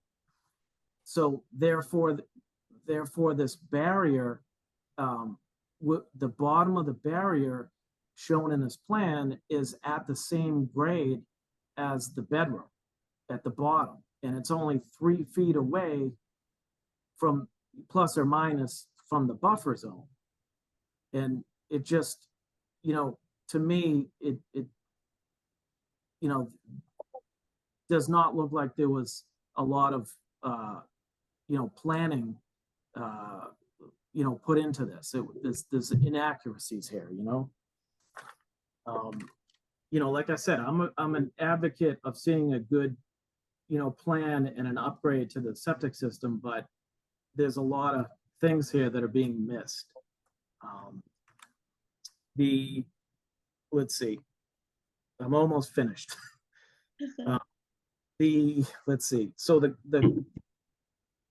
let's see, the on the application for the, I think it's called the W, you know, the conservation application. If you look there where it says applicant name, and it says Thomas Kelly, but the owners of this property are an LLC, which consists of 3 partners. They're a construction company. So there's inaccuracy even on that, which I don't really understand why. So you know, the plan also shows a 2-family house there, and on the RDA form, they have checked off as a single family. So, you know, there's actually current litigation going on that this is not a 2-family house. And, you know, there's concerns about how that could affect the septic system and conservation as well. So I'm sorry for the 11-point notes, but Oh, no, you know, that's, those are the concerns. So thank you. It's good to have someone look this over in a lot of detail. okay. If you like me to answer any of the conservation concerns, that's fine. Some of the stuff is actually not true. Some of it is Board of Health, strict to Board of Health. So let me know which one you want me to answer. Sure. So let's start with the probably a good idea about the things that are untrue. Chairman, I mean, talk to the Oh, chairman. sorry. Yeah. We'll go through the chairperson, and Sure. the first thing would be to talk about things that relate to conservation. Sure. Please. Which one do you want to start with? For example, the slope or the drainage? The drainage ditch is more than 25 feet away from the septic field, so it is legal. It's much farther than what's required. How about the screen-in area versus a bedroom? It is a screen porch, is not a bedroom, and there is a retaining wall going right next to it. And the Board of Health actually was there when we did the soil testing, and he saw everything. So Everything goes through the Board of Health. Now, Mary, what did you see when you were there? I did not check the status of that room, whether it was a porch or I might have a picture. I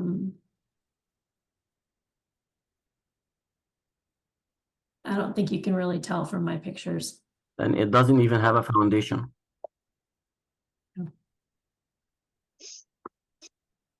Now, the one thing that Sure. would be different, which is the details on the application, which were pointed out that they may not be accurate. It is the owner. How would we figure that out? We have the assessor's records, and we have the deed book and page that shows that he is the owner. Even if it's an LLC, he's the owner. And also the house is a two-family house, 3-bedroom in the assessor's office. So it is a legal 2-family house, 3-bedroom, and the design is done based on a 3-family 2-bedroom house. I mean, sorry, a 2-family 3-bedroom house. Now, the one question I have for that is that on the paperwork, would it need to say that on the filing that was a two-family house? I think it does say that under is- the description, existing Exactly. 2-family house. And then they did check the single-family house box, which they wouldn't have had to because that was the riverfront scope of a terminal. So that doesn't apply. So really that should not be checked. So. Thank you. Thank you. And my other question there is that with the paperwork, does it matter that the person has a name of a person versus the LLC? Or is that not an issue for us? We have to have the name of the owner and a signature. And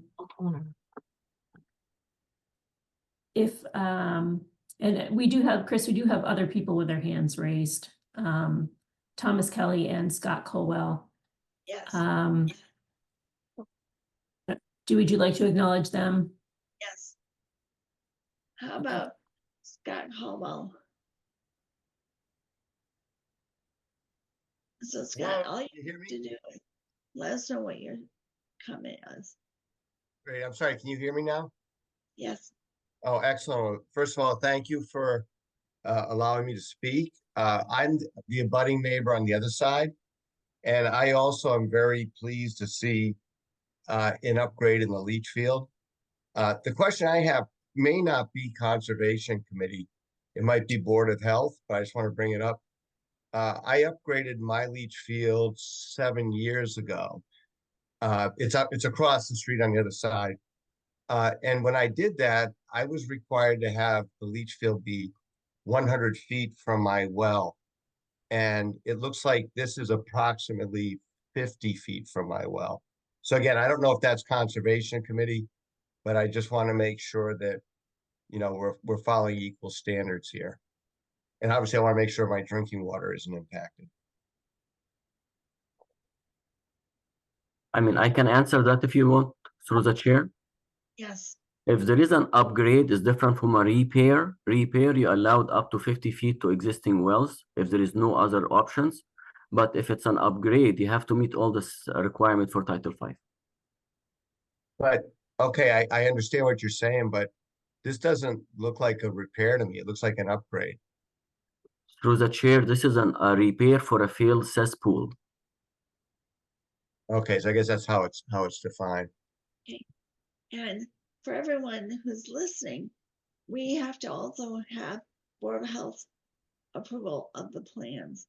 So that's something that we need for our details too. Okay, yeah, I wasn't sure. My one other comment was you showed the gully with the pipe coming out through it. That pipe comes from across the street in the gutter, pretty much at an angle from as you go west. It kind of goes almost to the southwest. So that does go. It goes under the road and under the property. I have no idea where under the property. I don't understand. I don't know if it has bends or anything. But that was there when I moved in. Okay, thank you, Scott. Yeah. Now, do comments, Kelly? Yes, can you hear me? Yes, First of all, the room closest to the septic is indeed a bedroom. It's not a covered porch. I believe that Rauf only spent the day there that one time, but that is definitely a bedroom, and it's not a covered porch. As far as the ownership, the original paperwork that went through from the lawyer, on previous houses we had purchased, they put in Original Contracting LLC. We corrected them on that. It's been changed with the Registry of Deeds. It just may not be showing that currently, but that was changed about a month ago. okay, thank you, Thomas. And Rick, do you have another comment? I don't, just concerns about doing things the right way, and definitely would like conservation to be involved, and especially I think there should definitely be drainage study done on this property, because there is a problem there that does affect conservation and the abutters properties. And just important to do things right the first time, and that's but like I said, I am happy to see an improvement, and that's kind of what I have to say. That's correct, and we appreciate that as well. And one thing I would say that for the engineer, we need to have that plan revised to show that screened area being a bedroom, not a screened porch. Sure, no problem. But Yeah, are there- it does not have a foundation, it's on a slab, but we'll update the plan definitely, yes. Thank you. Okay, I actually would like to say that that's not true either. There is a foundation there. It is a bedroom. It's a cinder block foundation, and it's a retaining wall. So I don't really. There is no basement under. That doesn't matter. Foundation does not. That doesn't mean a slab house does not have a basement underneath it, but it has a foundation. Through the chair, this is a requirement for Board of Health to say if it has a basement or slab. It's an important item for the Board of Health. Correct, but you are saying that there's no foundation, and you're incorrect there. Excuse me, Rick, everything has to come through the chairperson, not from one person to another. I'm sorry. Yep. Change that approach. And what we need to have is whatever the detail has to show that that area is a bedroom without a foundation, that's fine for us. And Mary, is there anything else that you see that we need to have revised? We may want to, I did reach out to Board of Health and they were not available for comment. I think she's on vacation this week. So we may want to just continue this until we have Board of Health approval on this project. Sounds like a good plan. Also, Mike, through the chair, Chris, can we kind of revisit the drainage issue that Rick has raised? To determine if there is a drainage problem there and if there's anything that can be done as part of this this project to reduce potential flooding or water issues on adjacent property. Is that something the applicant is willing to take a look at? Maybe with Mary, maybe with Rick. The three of you could meet on site and take a look at it. Sure. May I answer that? Actually, if you look at the existing driveway, paved driveways, there is a big portion of the driveway will be removed and converted to grass. So that's an improvement to the site. Yeah, through the chair. Yeah, I'm not commenting on saying there isn't improvement. Obviously, there are improvements. Replacing the cesspool with a system is an improvement, but I would just like people to take a look and see if anything can be done to address potential flooding issues on abutting property. And I think maybe the cleanest way to do that would be to have the three parties involved, the commission represented by Mary, the owner and the abutter, maybe just take a look at the area and see if see what's going on there. Not sure I have a understanding of what's there right now, so. That's a good Thanks. idea. And if we were to continue this hearing until the 24th of April at 8 o'clock, would that give people enough time to look at the site and get the plans revised? Yes, we can have, yeah, I can have it ready for you guys. Yes, that's not an issue. Okay, thank you. You are. So this will be continued until 8 o'clock on the 24th. And hopefully by then, the Board of Health can also weigh in. We Sure. want to make sure this is being done correctly. So just to ask, is there a commitment there to have a little site visit to check out the drainage issue? Is that? Yes, I available. This is Tom Kelly. And Rick? applicant? Yes, yep, I would be happy to entertain that. Okay. Tom Kelly, are you okay with that? Yes. Okay, Yeah. so assuming the applicant's okay, Mary, could you maybe just coordinate that? Yeah, Please? I can coordinate that. Yeah. Okay, thank you. From the commission, can we have a motion to continue this until the 24th at 8 p.m.? So moved. Do a second. Second, Okay, let's do a voice vote. Chris, aye. Alan, aye. David, I. Sandy, I. Mike, aye. Marcella, aye. Okay, so it's the unanimous vote of the commission members present. So this will be continued until the 24th at 8 p.m. And Mary will get in touch with people setting up a site visit and contacting the Board of Health. So hearing nothing else, we're a little behind here now. We had an RDA for 63 Menden Street. And Mary, can you read this one, please?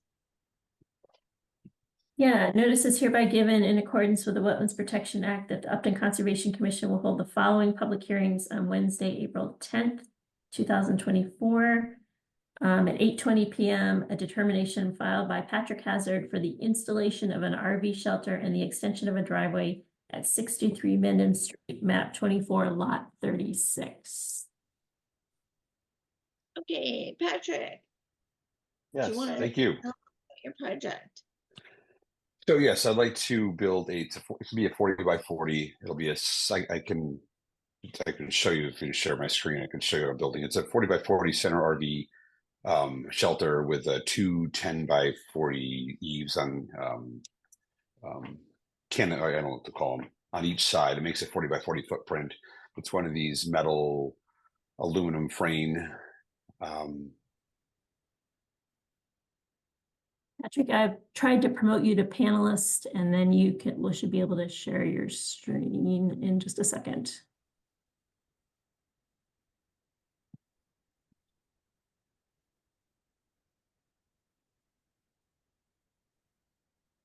And it muted you, so hopefully, there you go. Can you hear me now? Yes, we can hear you now. It's gonna look like this. It's just a central RV with 2 lean-tos on either side. I'm hoping to put it, here's my property right here. There'll be, my driveway comes down from the road right here. And so I'm hoping there's a stream. Right? Try sharing again. It didn't take, so try sharing again. Okay, it says host disabled participant screen sharing. All right, try again. All right, sharing. All right, there it goes.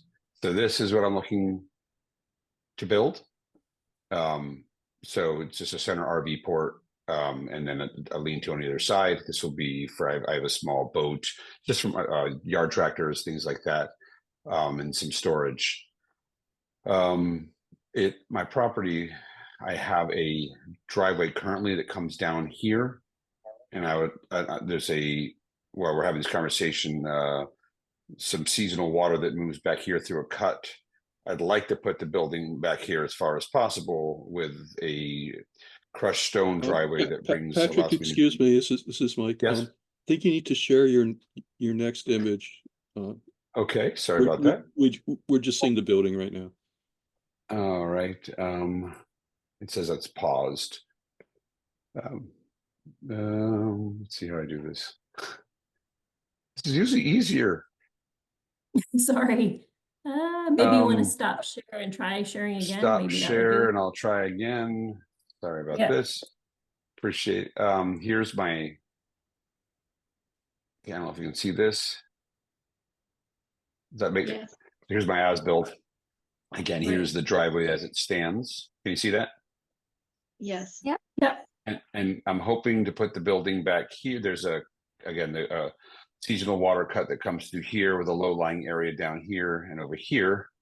I'd like to put the building back as far as possible with a crushed stone driveway to allow me to back my camper and leave me yard space here for my kids and our just yard.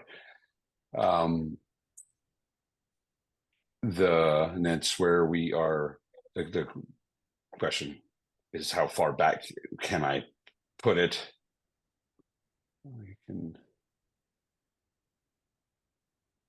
Patrick, this is Chris. I have one question. When you're looking at the far back of your property, do you have a wetland there or a stream? So I do. So let me see here. Let's try again. Can I share the screen again? And on the same screen. So where are we? There's right here, if you can see this, there's a low-lying area here, and I've got and they're seasonal. As the snow melts, they kind of fill in and then they dry as the summer goes. And I have in the back of my yard right here, cut basically. There's no current. There's just water that kind of stands up about a foot in there.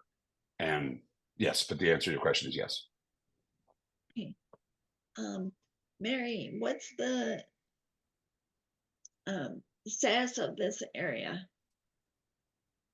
I'm gonna share my screen now if I can. Do you want me to stop share? Well, let me see if I can do it. Yeah, I can do it. All right, so this is a picture of his backyard. And this is and he has been doing work already to prepare for this. It is an intermittent stream running through here. There's a pretty good view of it right there. Just to the north is a bordering vegetated wetland with skunk cabbage in it. I did see one skunk cabbage on his site and found hydric soils off the edge of the intermittent stream, slightly to the north. I could not evaluate the area. This area seems to, Patrick, did you move some dirt around towards the intermittent stream? Looks Dragging, we did a lot of dragging and pulling stumps up and refilling back in. There was a lot of rotten trees back here. There was a lot of those top pine trees. So in getting other trees out of the way to let them come down, the kids, if you turn around, if you go to the one above you, the kids tend to, our kids and the neighborhood kids, so one down, right back there. So right across this little bridge, to page 2, I think, to page, right there. I'm sorry, I'm not. The first picture on page 3, sorry. That right there. So if you look, the kids play back in here, and so my kids and the neighborhood kids. I'm guessing because there's some fencing issues as well. But the neighborhood. I think this area was thought to be Upton land, so kids play back here, and there were a lot of topped pine trees that were rotting and falling. So we took. There was a lot of poison ivy and just stuff. I didn't realize what was back here, and as we began to take it down. We did pull stumps up, and that moved a lot of this around. I hope I'm answering the question. Yeah. The soil itself is very sandy, silty. It's been impossible to grow grass on. Right. Yeah, and I'm just wondering about your backyard here. You had flattened that area out a little bit as part of the Yes, we work? had a hit. We had a weird hill. Yes, we did. We did flat out. There was a we're behind when whatever was. So my land before this house was built about 12 years ago, this land was actually level to the road, and they cut it down and they built this hill that was supposed to be removed, and it never was. So we bought the land about a year ago, and yes, we got rid of that dirt. We had some weird sloping that we tried to level out so we could have just a place for my kids to play. That's what you see. Our plan is right in front of the truck. So my neighbor is right on the other side, and that will be something we do later, but we're going to slope our yards together and make it a more gradual slope from my house to his house. That's the hope. No, this is Chris. Coming back to Yep. the question was going to the back of your property.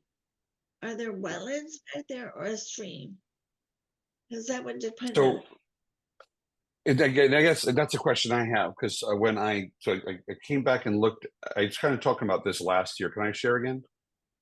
Is that possible? Yes, go ahead. So I'm gonna share screen. Continue. So last year when I had kind of stumbled in there and asking about it, I was went and looked at, I was kind of sent to look at this.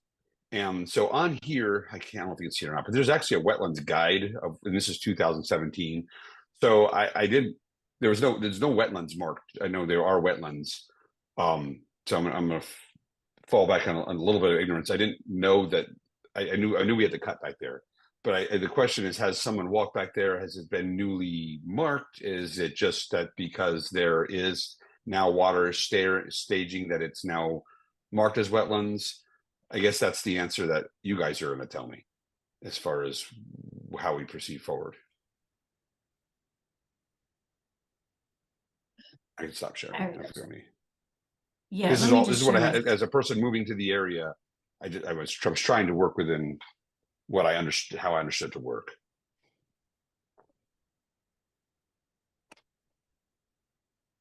Just for I should have probably included this in my report. So here's 63 Mendon Street.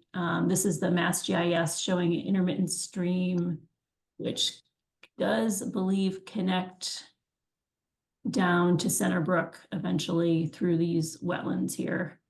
There's wetland directly to the north of his property. That was the Skunk Cabbage area that I was talking about. And I never did look up the plans for Kenneth Village, but I assume that it would have a delineation for this stream. I didn't get that far. It was a busy week. So yeah, I feel like I feel like there are wetland resource areas on this property, and because this house is newer, it would be subject to the bylaw. So your basic question, Patrick, is how far away the minimum that the building would have to be would be about 50 feet away from wherever the wetland edge is determined to be. The board may ask you to hire a wetland scientist to figure that out, or they may decide that we can figure it out together without having to do that. But that's something that the board might ask you to do. And there would be a 30-foot disturb zone off the intermittent stream. Just from my analysis, there is potentially BVW along this area close to the stream. It's not as wide as that is, because it seemed like you had a steeper area, but it's also possible that some of the dirt that you moved around has gotten into that, wetland area. Although I'm not sure about that because I wasn't able to look under there. So that's the kind of the things that I was noticing on the site. What's BVD? I'm sorry. Oh, I'm sorry, bordering, I'm sorry to throw all these terms. A BVW would be a bordering vegetated wetlands. That would be a wetland that would be protected by the state law and the town law. I Excellent. Thank you so much. I definitely want to work with, I didn't know what was marked, how it was marked, but wherever we think is best, that's as far as I'm trying to, as I'm trying to establish where I can put this down. This is not going to have any, it's just going to be a storage building. I don't have any intention for any type of water movement or anything like that. And so I guess, if 50 feet is it, 50 feet is it. If I was to be closer and there was to be something, I know we're like laying out like a field of, I've heard of hay or to kind of protect the that area right by the water. Yeah, we can put up a like a build up the, what's it called, like an embankment to make sure nothing's getting in there, bring in the, right. I think that's where I'm kind of falling on your guidance here. Yeah, so I think the board may want to consider if they, because of the fill that's right next to the buffer zone, they may ask you to, use your equipment if you have some and pull that back to 30 feet away from the stream, because that's our, the edge of our no disturb area. And that's typically what we ask people not to disturb. And the board would have to vote on it but that's one thing that the board may want to consider doing here. To pull the fill back 30 feet from stream?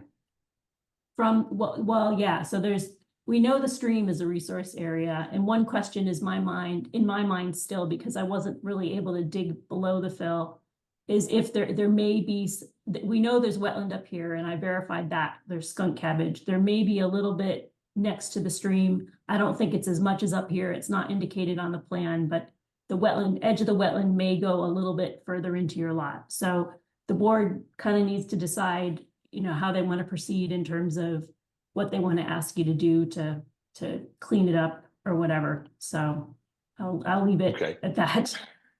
Can you go back to the picture you took of my backyard? Because when we were because we did after we filled, these stumps right off to the right of this picture number 3, right off to the right are some pretty large stumps that we pulled, and so the dimension here is not. Picture. This is another picture. Yeah, this is you took. Yeah, you took. Well, here's like, I think. Anyway, there were a lot of trees, more than 10 trees that you took down. And they looked like white. Go ahead. Yeah, there were a lot of trees. There were a lot of trees. Yeah. There was a lot of snapped, and some of this went much farther toward the yard. We were placing there, then they will be hauled out of there. But so we left these. There's a few that we left in there because of the root system, and I didn't want to mess with it. So these 3 right here, we left those in there, and we were trying to make sure we were staying away from the bank here, because when we saw the water, we were trying to stay away from that. So I can definitely pull back, because we really didn't mess with the bank. We didn't cut the bank. And I can see that. I didn't really see there was any damage in the stream, so that was good. Yeah. Through the chair, can I cut in? This is Mike. Couple of things. One, could you go back to the plan that showed the area? His plan. Shading. Yeah. I do have an aerial too. I don't know if that's helpful. And this was a few years ago before he did the clearing. Yeah, it was the one that showed the CR boundary. Like the GIS. Yeah, I know that's often not very it's not very accurate, but was this lot wasn't subdivided from Kenneth Village at some point, was it? Oh, I'm not sure, because it is newer. Like, I did not research that. I've got to find it. The reason see, part of the CR is shown to be on 63. That could easily be a mass mapper error. Yeah, I wasn't sure about that, whether that was an error or whether that was. Well, that's critical, because that's a CR. That's the CR that the town holds, conservation restriction. And if they subdivide that lot off in the past from Kenneth Village, then some of that area is protected by a CR, even if it's no longer on Kenneth Village property. So we need to research that. That's one Yes. question I Go have. ahead. I mean, that could just be an error in the way this is plotted, but The lot did let previously me belong. finish. Yeah, yeah. Let me finish. And the second thing is just to move this along. You know, Mary, I think we either need an enforcement order here or require an NOI. It was in your recommendations. I don't know Yeah. what's best to do here, but I don't think it's really worth spending a lot of time discussing.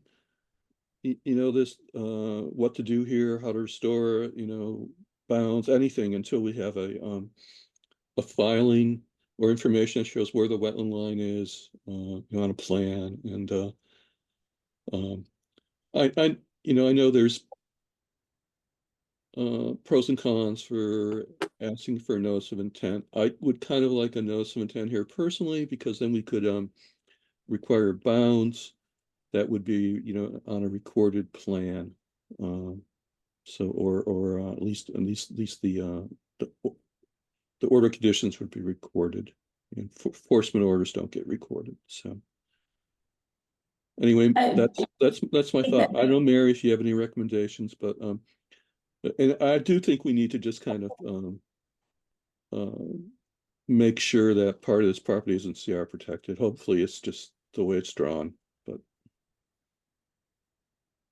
that's it Yeah, for me. Mike, I Thank you. agree. I agree. I'm sorry. I agree. An NOI might be appropriate here because he is planning on building something in the future, and that's his goal. So I think that's appropriate.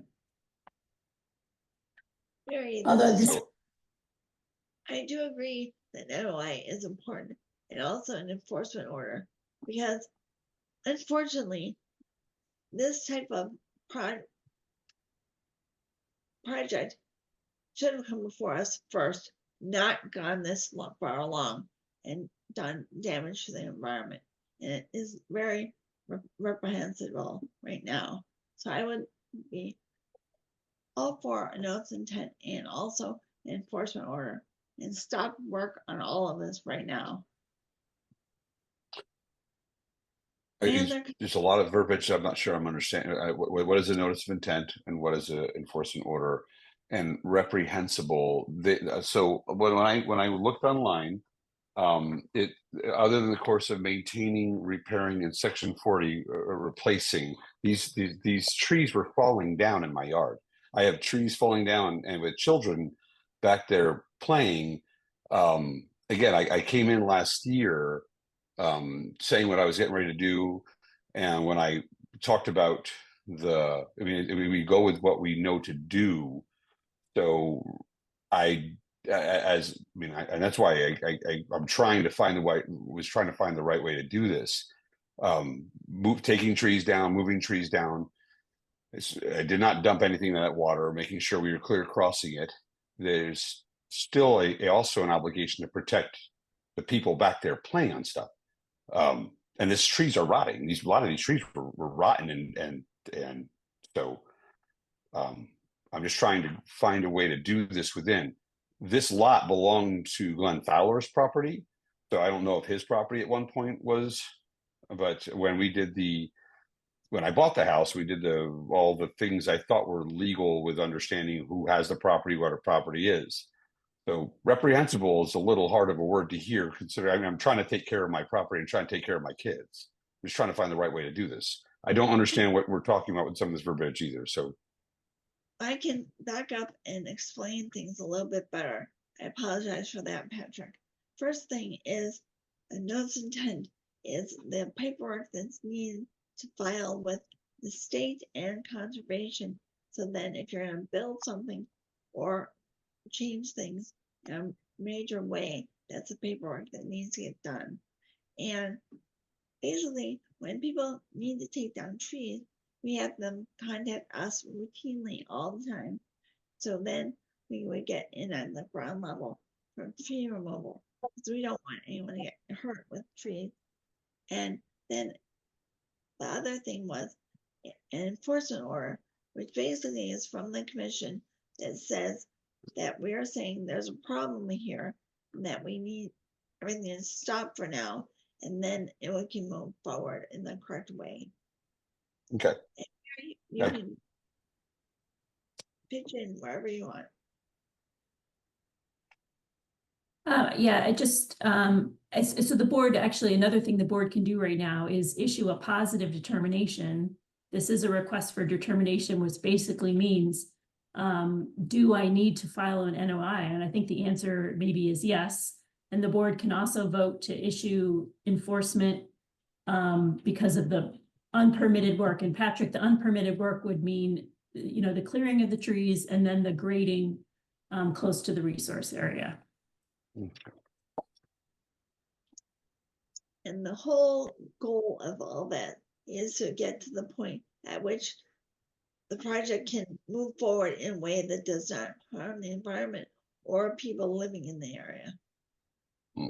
I agree. I don't definitely want to. Yeah, I've really tried to come in to talk.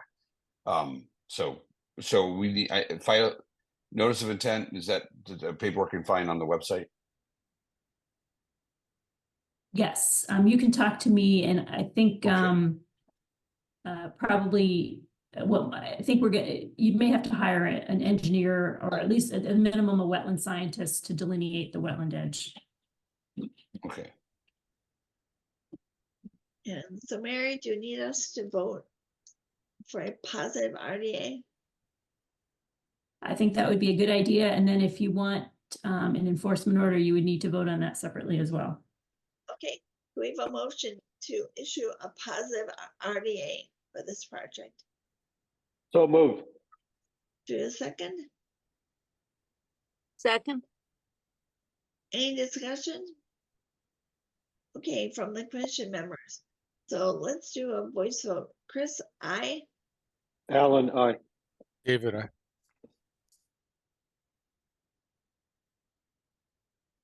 Mike, aye. Marcella, I. Okay, so that's a unanimous vote of the commission. And the second item was to issue an enforcement order on the project, or the activities on the project. So do we have a motion, a motion to do this? So moved. Second? Second. Okay, let's do a voice vote. Chris, aye. Alan, aye. David, Sandy, I. Mike, aye. Marcella, I. Okay, that's a unanimous vote of the commission. So at this point, Patrick, you'll hear from Mary about how to move forward with your positive determination. And you'll hear from her also with the enforcement order. And so we definitely, once Mary has everything all set, we'll have you on the next meeting. Thank you so much. I appreciate you. You're welcome. Okay, so now we're ready for 99 West River Street. And how about Mary or Grace, you have the word?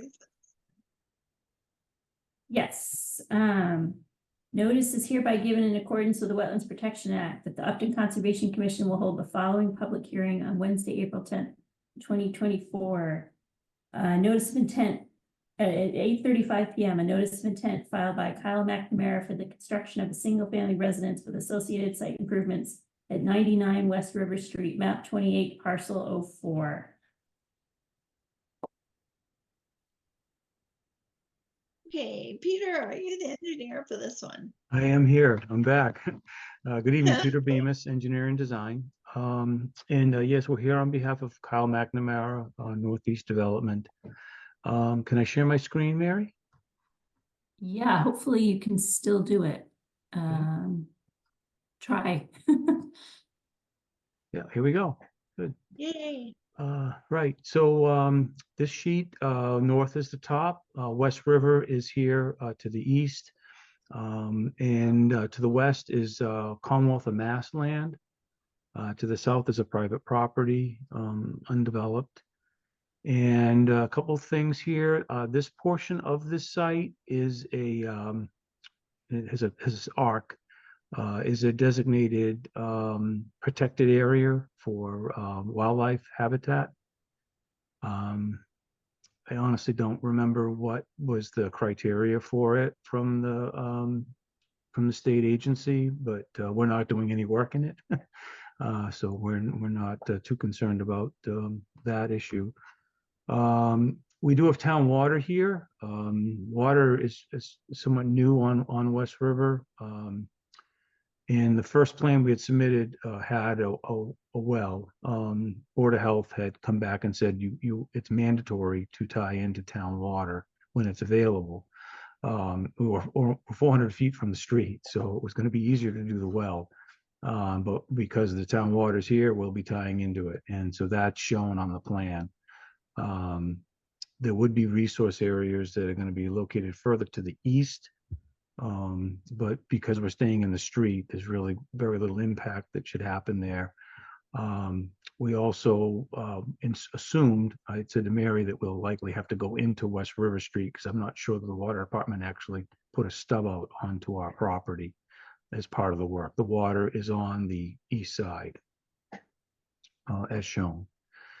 The other feature of this lot is that there is a floodplain here. And this floodplain somewhat unique in that it's not bordering. So it's a floodplain, but there's not a bordering floodplain. The Army Corps has jurisdiction over it. This is the reference for it. The Army Corps has approved this project. They had actually approved it some time ago with a design similar to the one that we're putting forward. The proponent also had retained McHugh Associates. They had come out here and determined that there were no resource areas here. And so work had commenced on this lot. We had thought that we had already received our Army Corps approval and that we would be dealing with your building department as part of the building permit for dealing with the floodplain because we were mitigating our impacts at more than 1-to-1. When I brought everything to Mary, I had actually filed for a stormwater permit. And then we realized that we had land subject to flooding and that we would have to file a notice. So we have filed a notice and we are still waiting a DEP file number. There seems to have been some mix up with the filing fee, unfortunately. So this plan is also serving as a stormwater plan as well. We will not alter more than an acre of land, but we treated it as if we were. So we've got a construction entrance apron that will go in. We've got a filter strip along our driveway where all of the water is brought to the south side of the site. We are minimizing our filling around the house area. We've minimized our fill actually with our driveway. We're pretty much at grade coming through the crossing here so that we could just minimize our impacts to floodplain. The septic system is located in the rear of the building, and that has received approval from the Board of Health. And then we are doing a replication of floodplain in this zone here. As I said, we have more than what we're filling. The filter strip detail is located here. Sedimentation erosion controls are outlined here. The second sheet to this set was the soil absorption plan, shows the test pits that we completed, shows more details on the soil absorption system and then how this is going to be properly constructed. I know Mary had come out to do a site walk. I did get her commentary. She did find an isolated area that's located in this portion of the site. When we staked out our erosion control limits for the project, we did do a field location on that. We picked up on it and didn't know it was going to meet vegetated requirements. Just saw isolated vegetation here. Mary did confirm there was hydric soils associated with it as well. So I'm not sure what McHugh's follow-up involvement has been at this point. But I still feel as though the project is approvable. We are going to continue tonight because we don't have a DEP file number. But I'd be happy to take this as far as the commission wants, to discuss it further. And then if we have to go out to do additional work regarding the isolated area, we'll be glad to do so. So thank you for your time. Thank you. Mary, what are your comments? Yeah, I did make a call into McHugh about the area. I never heard anything back from them. I think I called them yesterday. Yesterday, it must have been yesterday or Monday. No, it was yesterday. And yeah, my only, did you provide, I saw that you, the filter strip along the driveway, did you provide any stormwater for that, the roof of the house, anything? Yeah, so we didn't, but I'd be glad to do so, Mary. I mean, again, mitigation is important, and the soils here are highly suitable. It's all gravel. Yeah. So no problem doing that at all. We'll put that on again, because we're continuing. I can put that on the modified plan. Yeah, the only other issue, which you may have seen it, and this is, I myself was getting confused on this. The Upton bylaw actually requires 2-to-1 compensatory flood storage. Yeah, I didn't see that. I would say, boy, that I guess when you do it and it's a small amount, you say, oh, sure, I'll do that. This one happens to be a little bit more than that. And if I did it, it's going to go all along West River Street, and we're going to cut down a bunch of trees to do little to nothing. So I would ask the board to consider waiving it under the circumstances because of the vastness of the storage area that the federal government has at this location versus some area that may be more isolated. So that's all I could But offer. I was wondering, because the 2-to-1 compensatory flood storage would be from the FEMA flood line and not the Army Corps easement. So you may already have that. It may already be included. I don't know what Yeah. the calculation is, because Yeah, even I was so- confused on that myself. Right. So yeah, I understand. So when you first said that, when I first saw your comment on that, I was like, oh boy, I was going for the federal. Right, And that's an right. artificial line, mind you, because they're diverting water to Exactly. this location. It's much higher. It's a graphical in this area as well, just so you know. So it's not defined by elevation under FEMA. Right. So I guess I would ask, I want the commission to be comfortable because we're asking for something, and you probably don't like to waive too many things. So I would say to you that our floodplain, compensatory floodplain, is based on the Army Corps' values and not the graphical FEMA value, which is much higher, significantly higher. Well, this is Mike. I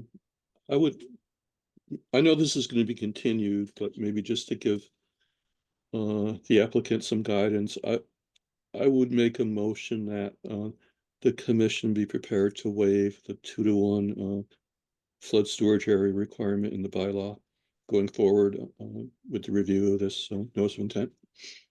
Okay, do a second on that motion. Second. Second. Let's do a voice vote. Chris, aye. Alan, aye. David, I. Sandy, I. Mike, aye. Marcella, I. Excellent. It's a Thank you. unanimous vote of the commission. And I have a question for Mary or Peter. Are there bounds on this, on the plans? Or is What there was the need- question? I'm sorry, Chris, I didn't hear you. I apologize. Are there bounds on the plan? Like the concrete bounds? Do we need Oh. those, Mary? Are there any bounds to identify the flood storage limits? No, to identify the area where disturbance cannot occur past. Oh, okay, yeah, we could put permanent markers out there. I know that all the tree clearing that has been completed is all that's intended to be done. There was some, because of the well location, the Board of Health had stringent well requirements, so we couldn't get it close to the proposed driveway. It ended up being on the south side of the lot. We don't have to go there anymore because now we're running the water line in. So there will be no additional tree clearing. So the area actually Mary had found is within that cluster of trees. So there'll be no additional work. And if you wish us to further protect that area, I am fine with that. Can we look back at the plans, please? To figure out Sure. where to go. So that way you're only changing the plans once. Thank you. Yeah. Yeah, so we don't show the tree clearing here. I mean, we surveyed it in at this point because every time we go out to do more stakeout work for Mr. McNamara, we do location work as well. So when I come back to you on the 24th, I assume you'll continue to then, I can put the tree line on there and I can show a permanent immovable barrier of something we can agree upon. If you would like a bound, or if you'd like, I think boulders are quite effective. It's hard for a homeowner to move them. Bounds can sometimes be disturbed or removed if somebody wants to. So. We usually try and do bounds a certain Bound. distance away from the house. You want them to be above the ground so they stick up a bit? Yeah, yes. Okay, They're we usually can do up. that. And what spacing would you like? Mary, what spacing do you usually require? Okay. I think we, yeah, I think we try to get the major corners, and then maybe this is a big lot. You wouldn't maybe necessarily want a ton of bounds, but and I guess where they would go along the, and one thing to note, Peter, I do apologize. We don't seem to have our most updated version of our regs on the website, and our updated regs also include a setback from the FEMA flood area, which is not in the, it's not in the state law. But that you don't have to worry about that. But I would think you would want the bounds. Chris, don't you think you'd want them along the Army Corps actually edge? I think that would be helpful for the property owner as well to know, I can't, this is the area that I can't be disturbing or putting sheds in or whatever. Right. I think that'd be helpful. I would just put it the limit of work then, because that's what we're really doing is we're reestablishing that flood limit. Right. Okay. Chris, Right, we do have a comment from the audience when you're ready for that. We have someone with their hands raised. And I forgot to, and if anyone's interested in picture, I can share my report with pictures if you would like. Yes, please. And then we'll hear from the audience. Okay. Maybe showing Mary's pictures will help. Oh, I'll stop the share. Okay. So yeah, and work did start on this lot before the permitting. Again, like we discussed, they didn't realize they had to do the notice of intent for the flood zone. So this is a picture of the work. There is standing water on the site in the floodplain area. This area was not wetland. The soils are actually very, very much upland soils in this area. This is kind of where the house site, and this is a groundwater seep area that I found hydric soils and skunk cabbage in. So here's the hydric soils in that area, and this was the upland soils in the flood zone. So pretty distinctly different. And then one little skunk cabbage. And just other kind of, with the redox features also near that seep area.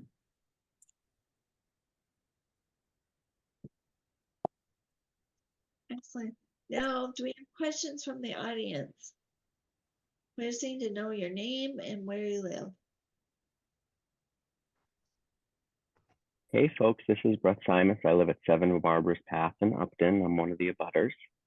Hi, Brett. Hi, good to see everyone. I think, Mary, you were just referring to what I was going to raise a question about, which is the flowing water that's actively coming down that hillside and slope into that low area. I don't know what, if anything, it needs to be done about it. I just wanted to make sure that the commission was aware that there's actively flowing water Obviously, it's spring, so I don't know what its condition is in the summer. I'm guessing it's seasonal. I don't know for sure, but certainly there is flowing water on that side. Not where there's been any disturbance. It really is on that. I guess it would be the south side. So it's in an area that hasn't really been touched.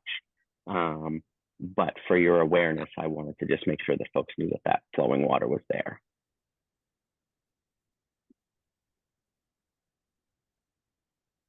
Yeah, I don't have a problem, like, you could make a finding in the order of conditions when we get to the point with that, and we could define where this area is on our plan. And you could put a permanent protection zone on that. So there's something that would survive the order. There's definitely a resource area there, and unfortunately, that resource area disconnects from the rest of the site because of the well-drained soils that are there. So it is isolated.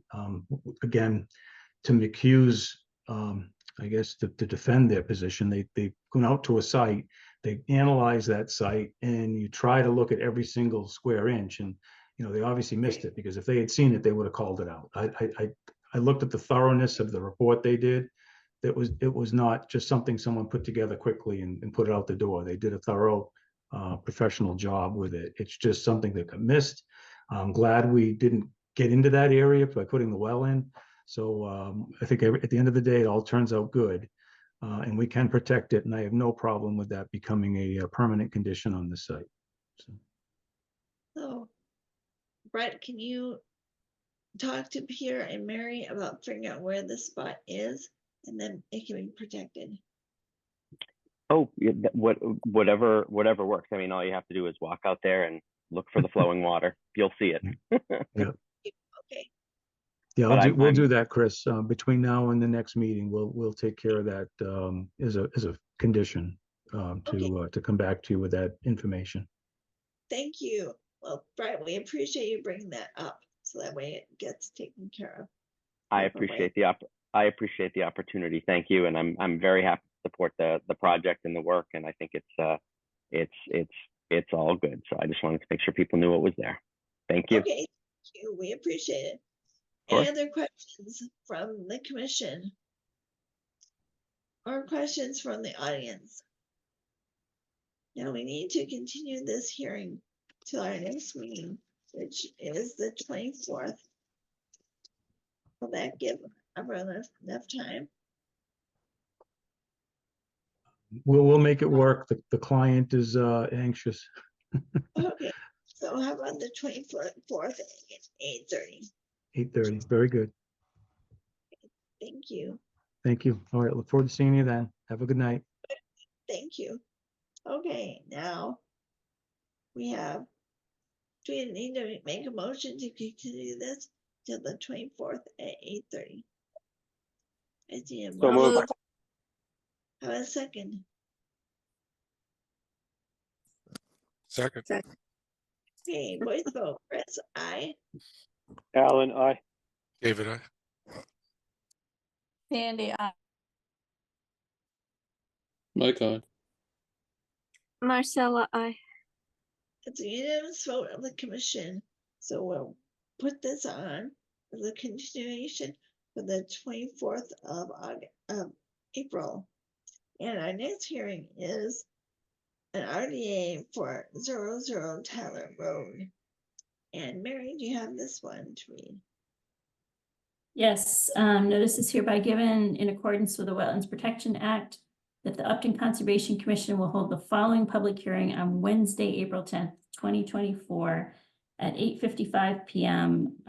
Determination filed by Jamie Karepka for the installation of an 18-inch, that should be inch, not foot, 18-inch wide culvert pipe below the driveway at 00 Tyler Road, map 22, parcel 002. Let me see if Jamie's here. Yes. And Yep, I'm here. Okay. Did you have your contractor here too? I don't remember. Yeah, Chris is on here as well. Okay, I'll allow him to talk as well. Hey, how's it going? What? Great. So hear from Chris or Jamie about the project. Sure, I'll And kick it off. pull- So, and if you could pull up the pictures, Mary did a great job of kind of highlighting everything in the report. So I didn't have anything prepared. I thought it was pretty straightforward, but we moved here about 2.5 years ago. In the pictures that you'll see from Mary, I have a very steep driveway. I live at the bottom of Tyler Road on the corner of Tyler and Fisk Mill. And when they did my driveway, for whatever reason, they did not install a culvert like every single other house on my road and on Fisk Mill has to help the water flow. And I get a lot of runoff going through the driveway into the street. In the wintertime, it becomes ice and the whole sidewalk is just a sheet of ice that you can't navigate. So you have to walk into the street. And my goal is to put a culvert below the driveway because nothing is there now. To let the water flow go through into the drainage, which is already on the other side of the driveway. So I don't have to keep having a flood, if you will, every time it happens, every time it rains. Yeah, and the only thing I noticed on the as-built is it looks like there's a 6-inch PVC pipe, but maybe not. So maybe it got buried. So just to be aware of that when you guys do your work. Yeah, there's we had DigSafe come out before. We realized we had to have a hearing. So I appreciate somebody sharing that with me. And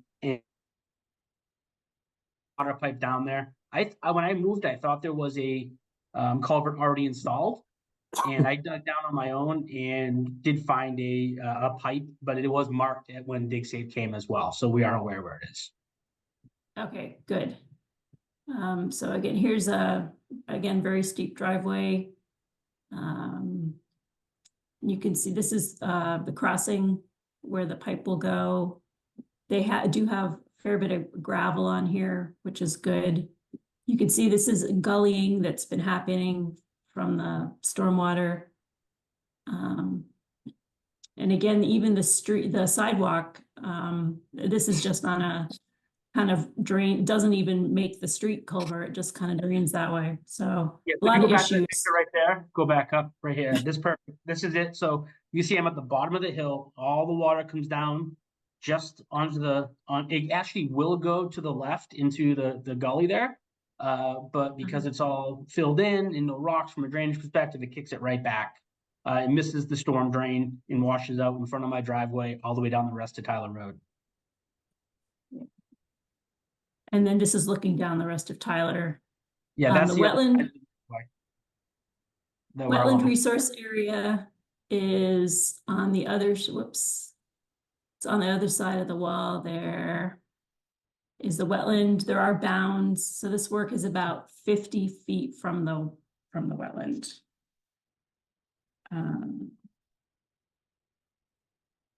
See if I had any other comments.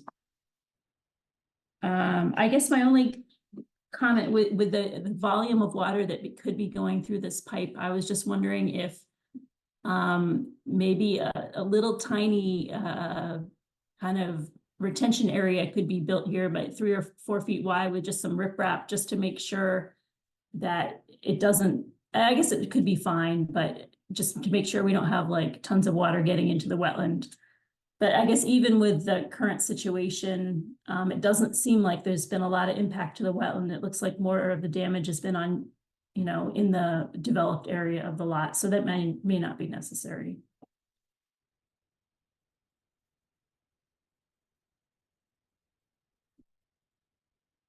So just, they should install erosion controls before doing this.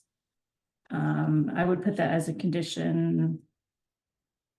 And then my only other,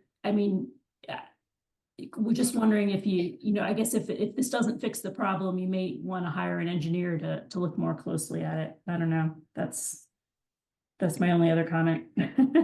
Yeah, I was going to ask if it wouldn't benefit from having an engineer look at it before the project starts, because water does weird stuff and you just can't be certain what's going to happen just because you put a pipe in. This is Sandy. I'm wondering, have you spoken to our town engineer, Westgate?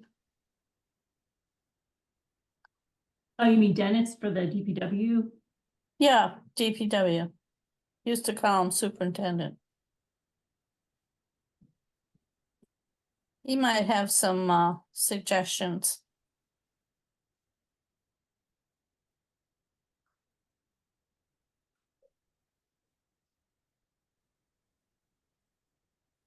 I would agree with that. Oh, yeah, I'm sorry if you can't talk anymore, Jamie. Let's see. Yep. Thanks. Sorry, I got kicked off for a moment and then I came back. Okay. So I was trying to talk a little bit there, but so I did have, like I said, I had a couple people. I did not speak to the DPW person, unfortunately. Everyone I talked to said that this was the correct approach, just like the rest of the street has.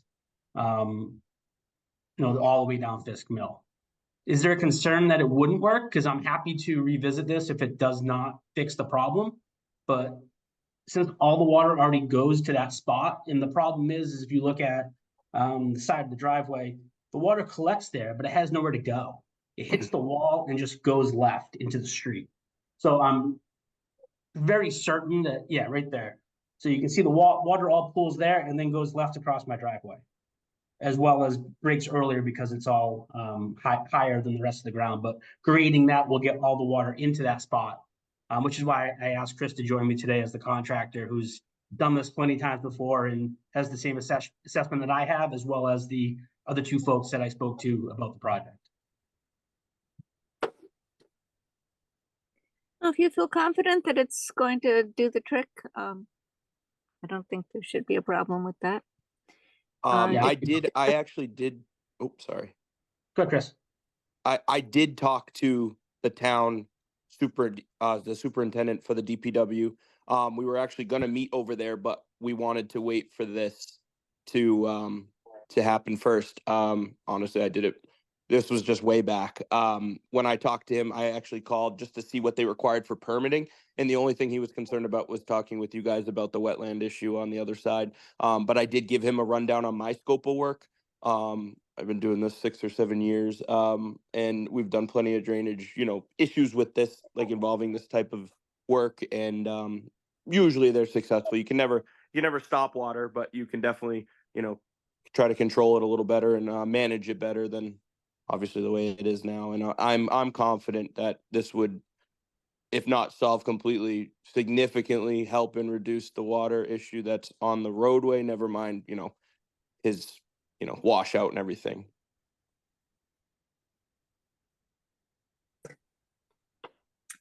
Any other questions from the commission?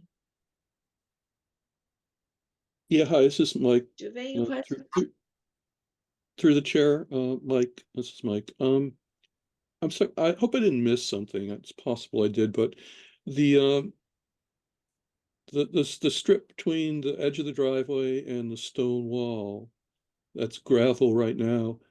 Do you think that might need to be kind of upgraded with larger riprap? I'm not talking about like, maybe 3-inch stone. That's part of the plan. Exactly. That's part of the plan. I'm sorry. Okay. Yep. Yes, sir. Okay. Thank you. Sorry I missed that. I thought I might have heard that, but I wasn't sure. I don't Thanks. think we Okay. explained that, but it will all be riprap going on both sides of that to help Okay. with the drainage. Okay. As well Thank you. as clean out culverts on both sides. The pipe is definitely overkill for the water that's going through. I might actually downsize it to a 16. It won't affect anything, but just because of the depth of the electrical lines that I was working with National Grid with, as far as dig safe markings and stuff like that, we just want to make sure we're not near those. But besides that, we are, that was the only concern I had. All right. Thanks a lot. Do you have questions from the audience?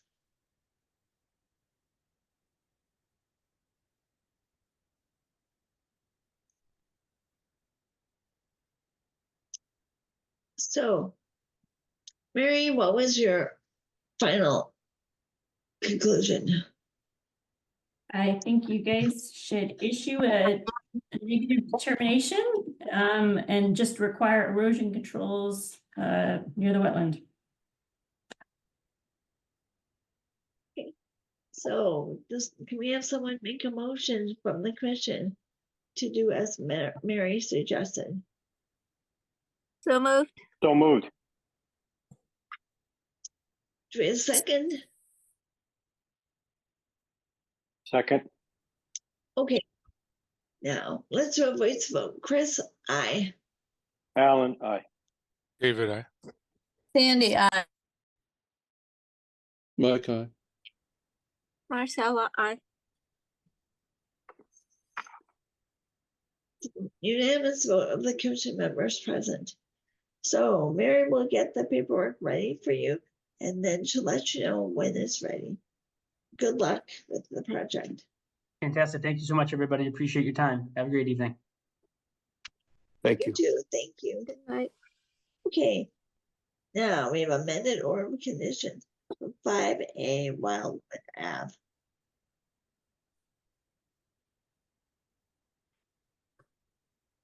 Yeah, so I think Peter Lavoie is here for that.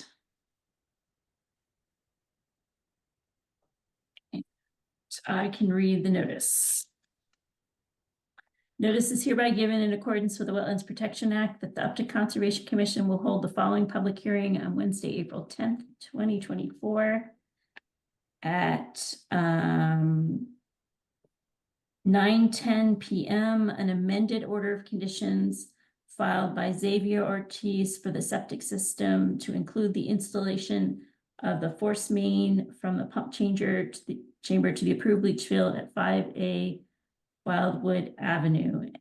And the difference is they're asking for amendment. There had been a requirement to do directional drilling under the wetland, and they're asking to instead place the main under the gravel driveway and not have to do directional drilling.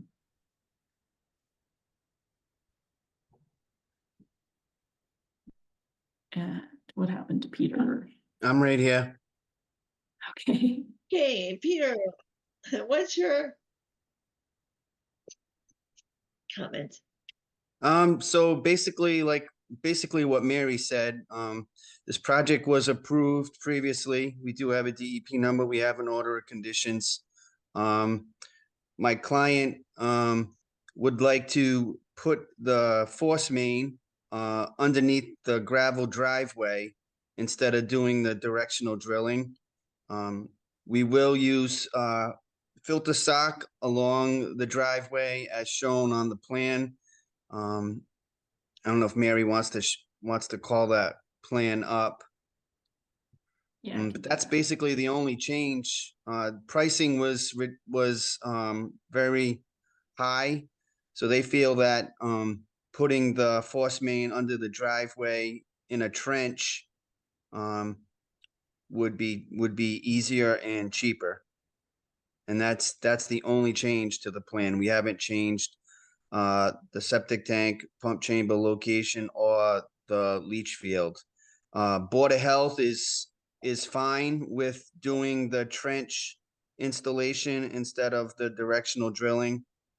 And that's basically it. I mean, you can see that we added filter sock along the driveway where the wetlands are located. They basically would install the force main, as they go and backfill it.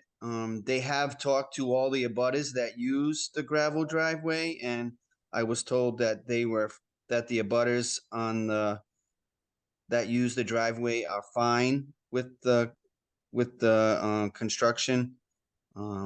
It shouldn't take more than 2 days to install the force main.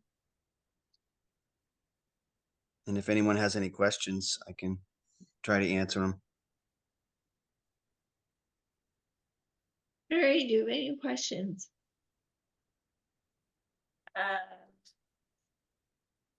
Yeah, no, who owns the land that the road is on?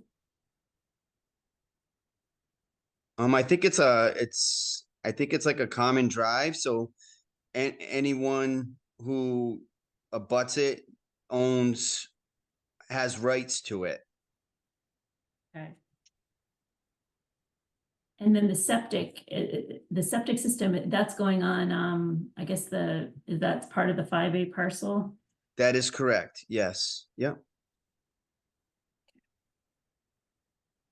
So yeah, I think we may want just permission granted in writing from all the abutters, you know, for disturbing the common driveway.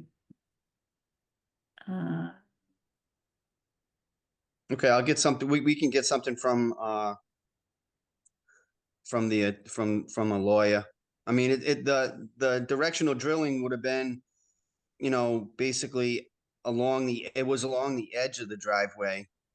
So we Mhm. really just moved it over so we could get some separation from the wetland.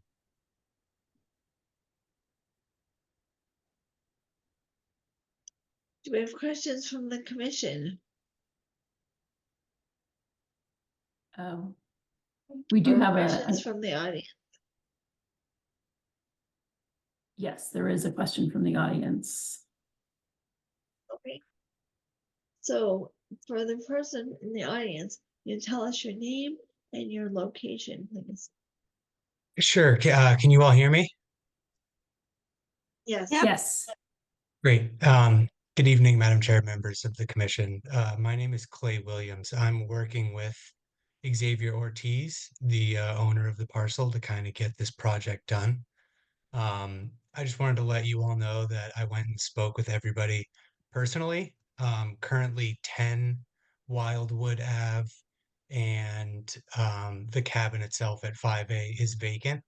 So there's only one person that would be accessing the portion of the shared driveway that will be impacted.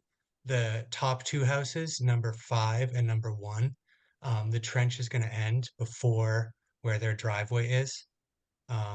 If you want something in writing, I'm happy to provide that. But I just wanted to let you all know that as part of my due diligence, you know, I went and talked with everybody, made them aware of what was going on. I think, you know, Pete was correct. The road would probably be closed for 1 or 2 days at maximum. And for the person who is down at the end of the street, you know, we're willing to either put in roadway plates so he could still use it. I told him I'd put him in a hotel for a day or two. You know, my whole thing with working on this is making sure that everybody in the neighborhood understands what's going on here. And they've all got my personal cell phone number, and I've been communicating with everybody. So that's kind of the extent of my comments. Thanks. Okay, thank you. Do you have other questions or comments from the audience or the commission?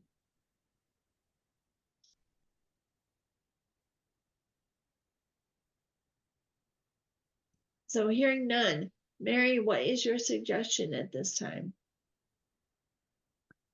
I think the board should vote to issue an amended order if they can approve it. And just one more note, it looked like there was a little bit of an erosion problem on the driveway, and maybe that can be fixed as part of this project. Maybe Okay. not. It's at the lowest point. And maybe that's out of the scope, but Well, if you can, Mary, if you can let me know where it is, we could take a look at it and see where it falls with respect to the Yeah. project. Yeah, if it's this is Clay Williams, if you can still hear me, there was a pretty big pothole there. And Paul, the individual who lives at, I believe it's 1 Wildwood at the end, was having some trouble kind of traversing that through the winter. So I came and kind of graded some of the dirt around just to fill that pothole in. But you know, as part of this, we're kind of going to fix some of those issues while we have the equipment out there to do all the work. There are a couple of, you know, minor deficiencies with the roadway that we're happy to improve. Just to clarify, the roadway is fully owned, at least the land that it's on, by Xavier and the 5A parcel. So we've got all the rights and everything to make that improvement, and we're happy to do it. The roadway needs a little bit of work anyway, so that's something that we intend to provide with the project. Okay, thank you. Okay, so Mary, what's the recommendation? to vote to issue an amended order of conditions, that would be the vote. Okay, can we have a motion to issue an amended order of conditions So moved. for this project? How about a second? Second, Okay, let's do a voice vote. Chris, I. Alan, I. David, I. Sandy, Mike, aye. Marcella, I. That's a unanimous vote of the commission. So Mary will get in touch with you about the Thank you amended very much. order of conditions. Welcome, thank you. Much appreciated, Okay, everybody. now, Have a good night. oh, you're welcome. Thank you. And we have our 925, which is the ANRAD for 45 Milford Street. It says confirm wetland resource area. Yeah, And then it says the applicant, continue to. yeah, the applicant has requested a continuance. I think we probably need to officially open it and then continue it. Okay. So I'll read the notice. Do you have- Notice is hereby given in accordance with the Wetlands Protection Act that the Upton Conservation Commission will hold the following public hearing on Wednesday, April 10th, 2024, 9:25 p.m. ANRAD filed by Lobiser and Ferreira Construction Court seeking to review and confirm the wetland resource areas at the subject site of 45 Milford Street. Okay, so we're opening this and then we'll continue it. So it's open and then we can continue it to the 24th. At 8:45. Yeah, I already gave it a time at 7 o'clock, so. Okay, 7 o'clock. Okay, do we have a second? To continue it to 7 o'clock on the 24th. Second. This is Bill. Okay, We intended, or at least we had talked about opening the meeting on the 24th at 7:30 to Oh. accommodate a couple of the members attending the Community Improvisation Committee hearing on the for the hearing for the two protection projects.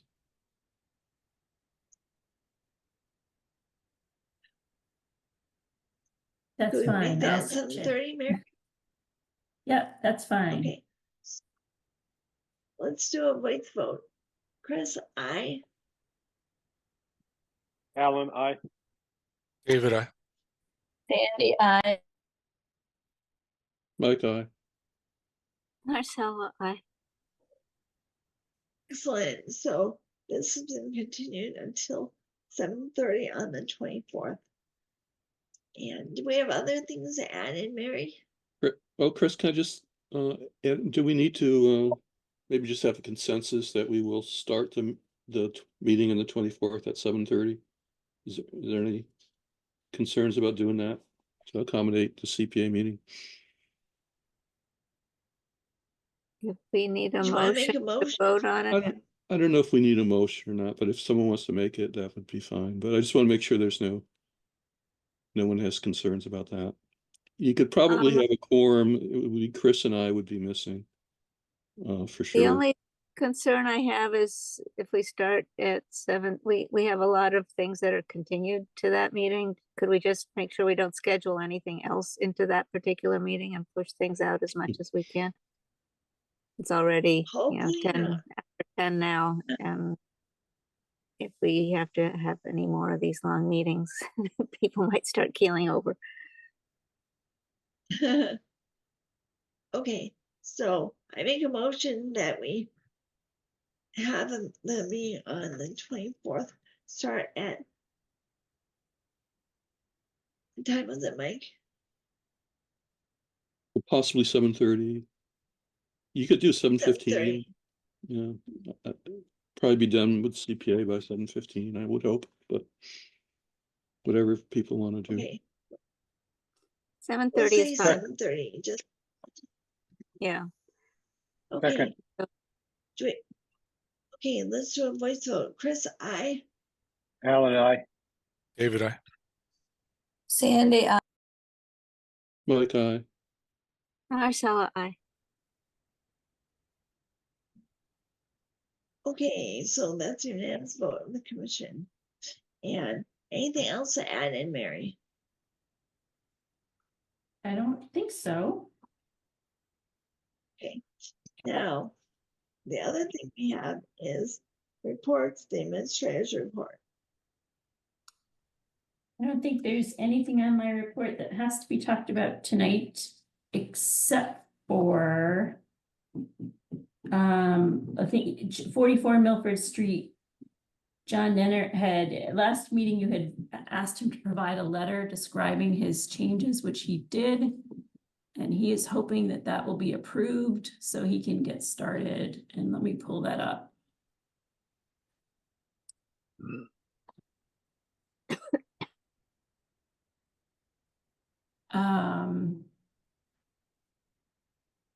So Imperial Gas Upton on March 20th had a meeting with ZBA for their special permit for additional work requested at 44 Milford. During the meeting, a resident from Christian Hill Road spoke to the board about the generalization of increases in noise and light and air pollution in the town as development increases. I think the pertinent point is the abutter requested that a fence be installed. He was concerned about lights going through the woods to enter at his home. And so they did add 30 feet of fencing along the curb directly behind the new diesel pump. The fencing would be placed 1 foot off the curb in the current grass area that they are allowed to mow, with new buffer restoration behind it and centered on the new pump. So if you'll remember on the plan, there was plantings and this fence will be in front of the plantings. And I think John is a little frustrated because the abutter, the closest house is 1,000 feet away through the woods.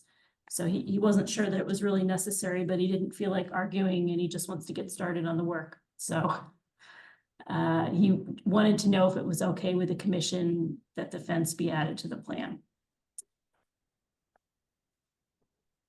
Do we have a motion to approve adding the fence to the plans? So moved. Second. Do a second? Okay, let's do a voice vote. Chris, I. Alan, I. David, I. Sandy, I. Mike, aye. Marcella, I. Unanimous vote of the commission. Okay, now administrative report. Grace, what do you have for us? Hey, Chris, excuse me, can I make a suggestion? I think we have Sean and Rick on. They may be hoping to discuss South Street a little bit, and maybe we could give them a break and Okay. talk to them first before going through administrative stuff. Let's do that then. Okay, so Sean and Rick are here.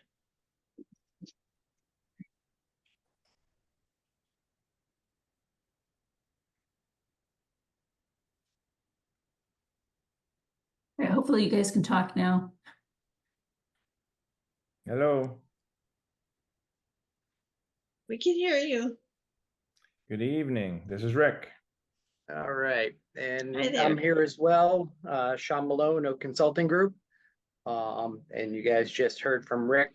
If I may, I'm gonna just jump quickly into this. I know it's been a long night for you guys and really appreciate you taking the time to listen to us for a few minutes here. So I will try to be brief, but we did want to introduce the commission to the 169 South Street project. And if I can share my screen. Yeah, hopefully that'll work for you. Okay, I think we're good. So this is 169 South Street here. It's about a 86.5 acre parcel. And it's owned by Rick Morel, who lives right here. And what we're proposing to do is a couple things. We're gonna, and I'll go through it very quickly, but a subdivision of this land to create 4 residential lots, and then use this back parcel here, hopefully as a solar farm. That's something we've been working through with the planning board and the town planner. I believe it's on a warrant article for town meeting to get an overlay to allow this. So that's the overall idea of what we're after. But so this parcel is, again, 86.5 acres. It's pretty much undeveloped. This area up in the front, we call this the front portion, is really completely undeveloped except for a driveway that comes off South Street and bisects 2 kind of wetland areas here. This is kind of an isolated wetland. I believe this is there's a potential vernal pool in this one here. And then this larger wetland system comes over to meet up with the Taft Pond Brook, which bisects the front and back parcels. But the driveway continues through this area and then into the back and kind of terminates. And this whole area opens up. It was used as a gravel pit some years ago. So this land is encumbered by some wetlands up here. This is GIS. We are getting it surveyed and properly mapped, but wetlands up here. Again, the Taft Pond Brook with wetlands around either side. These wetlands have been flagged and located in the field, so these are real lines. We also have FEMA floodplain as well as a flowage easement, which is defined by this 269 contour shown in red. We just showed on this side, but it also extends over here and in this back parcel. So the proposed plan is to come into the site in basically the same location as the existing drive with a new subdivision road to create 4 residential lots on this front portion, and then the 5th lot that hopefully will be able to be used for the solar farm. And I believe the commission is aware, we went through preliminary subdivision with the planning board. That was approved. We obviously know that we're going to need a notice of intent with the commission for this work in the buffer zone. We will be in the no disturb zone as well as the buffer to the potential vernal pool. But this is really the only access into the site in the uplands here. I'll just kind of zoom in here. It looks like this was kind of filled or something at some point. So we got the letter from the commission and actually got to hear from Mr. Penko at our last planning board meeting, and understand the commission is looking for, some LID techniques which will be incorporated into the design. We also talked about with the planning board shrinking the road width to minimize the road width, to lessen the impervious area, as well as lessen the impacts due to this crossing between these wetlands here. And then we talked a little bit about the commission's hopes for some access to surrounding trails. And this was the plan that was provided with the letter that shows the access. This is about where the subdivision will be, the existing crossing, and then the solar farm area would be in here. With that, I think I want to ask Rick to step up and talk a little bit about his thoughts on the commission's desire for the trails and access. Sure, thanks, Sean. As you can see in versus the plan that Sean just had up, the red that I have drawn in here, it shows the proposed access trail to be along the river. If you came down the access road to the pit now, you would cross over the stream, and you would have the ability. And there's a path there now that goes right along the river, and then it accesses the town-owned or the state-owned land. The town map shows it as town-owned or town forest. So it's got Army Corps markings on it. So the that trail would go all the way south and connect down into what used to be a road called Hill Street. And you could then head west, and it would connect back to the West River, and again, Army Corps markings all the way north to Upton owned land. And then if you were to go back to the original, the path or the road down to the pit, you can come down and then cross the river and then head north. And what was proposed earlier was the path to be close to the back of the properties up there at Goss Pond. I don't think that's a good idea, because one of the properties, I mean, if you were up there walking, you're pretty much gonna look in the back window of the neighbors. So I would propose dropping it down, because the grade drops really quick. Put the path at the bottom of the hill and running across, which would be an easier walk. So yeah, that's pretty much what we're proposing for the back area. And we also, as far as like accessing it from our subdivision, the road, we could put, parking up front near South Street for maybe like 4 cars. And yeah, that would give people access. And I'll just add to that, shown in the blue here from this kind of schematic parking area, as part of the subdivision plan, we do have a sidewalk. So there would be a sidewalk from the parking area up over to the driveway that goes into the back lot. So that's kind of where we're at now. And we were just, we want to present this to the commission unofficially, and get any feedback that we could, thoughts or, things that we may want to consider as we move into the definitive subdivision and then the NOI.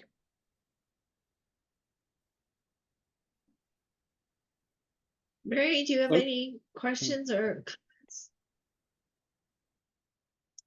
I think that parking area is pretty close to the vernal pool. Maybe it can go on the other side of the road or something, or. Yeah, we looked at that. Rick and I we've been talking about that, and we are probably about, right at the 100-foot buffer where this parking lot would be. And we were thinking this area, because there is a lot more uplands. This other side, we're really close to the wetlands line. We could be into the at least the no build zone here. So that's why we were thinking that other side. But that being said, if the commission thinks it is better the other way, we could do that.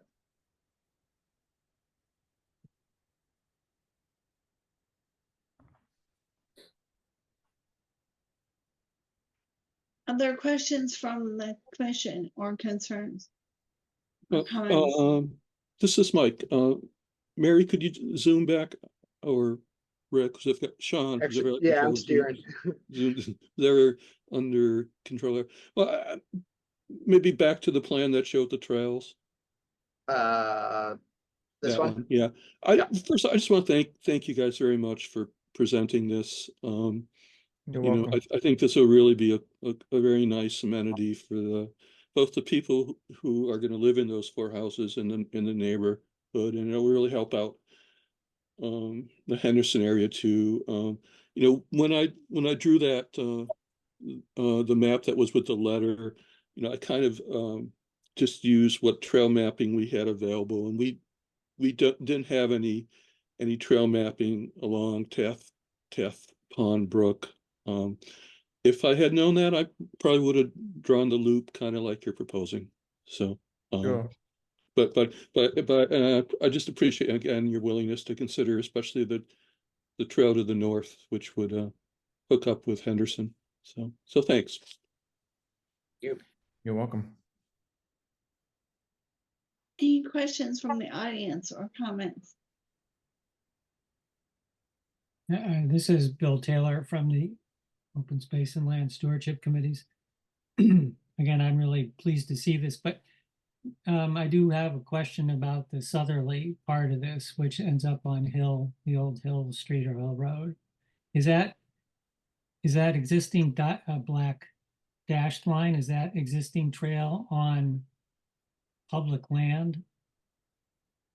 Yes, that dotted line is exactly, it's a trail right along the river. Okay. And it doesn't get used, like people don't walk on it right now, but it is defined, it is a defined trail. Maybe because of the deer run, but yeah, it is an amazing walk, and you really wouldn't know it's there if you came down the pit road.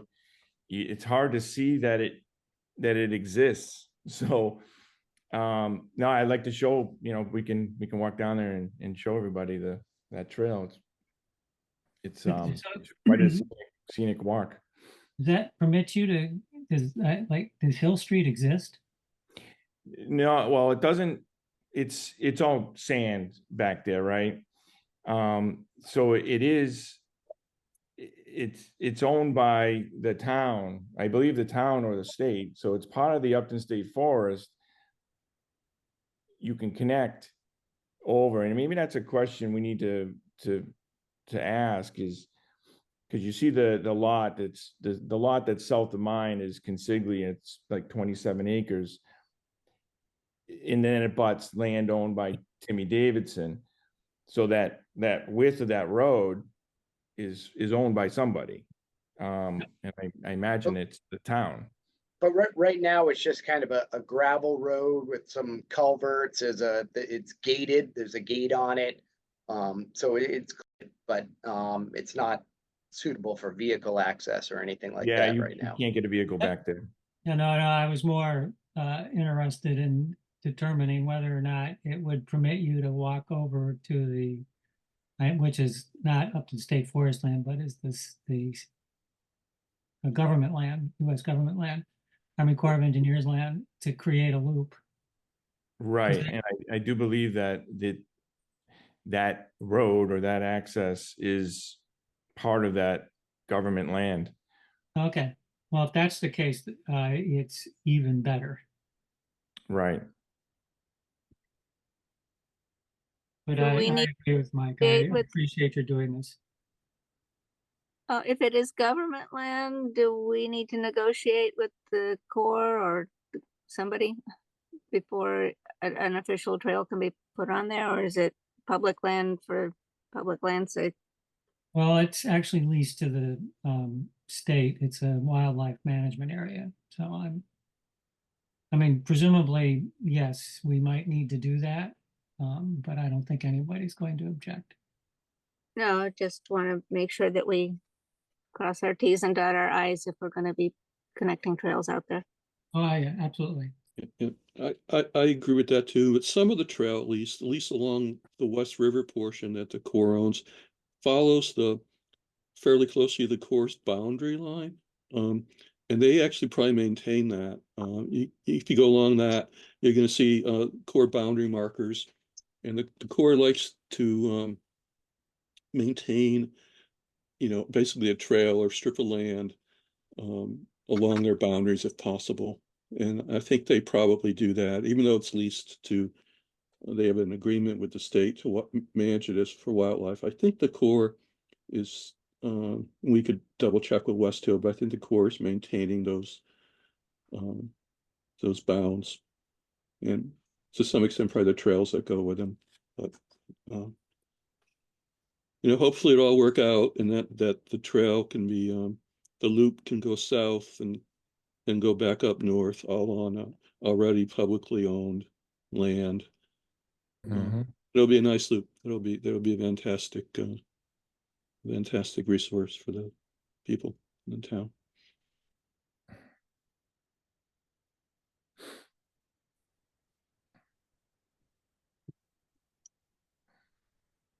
Does anyone have other questions or comments at this point? I'm sure we'll hear more about this project later on. And, We and, appreciate and you. Hang yes, and thank you very much for the time. I just wanted to just jump back real quick. If there was a preference to which side of the road the commission would rather see parking, so we can try to work that into the design from the get-go.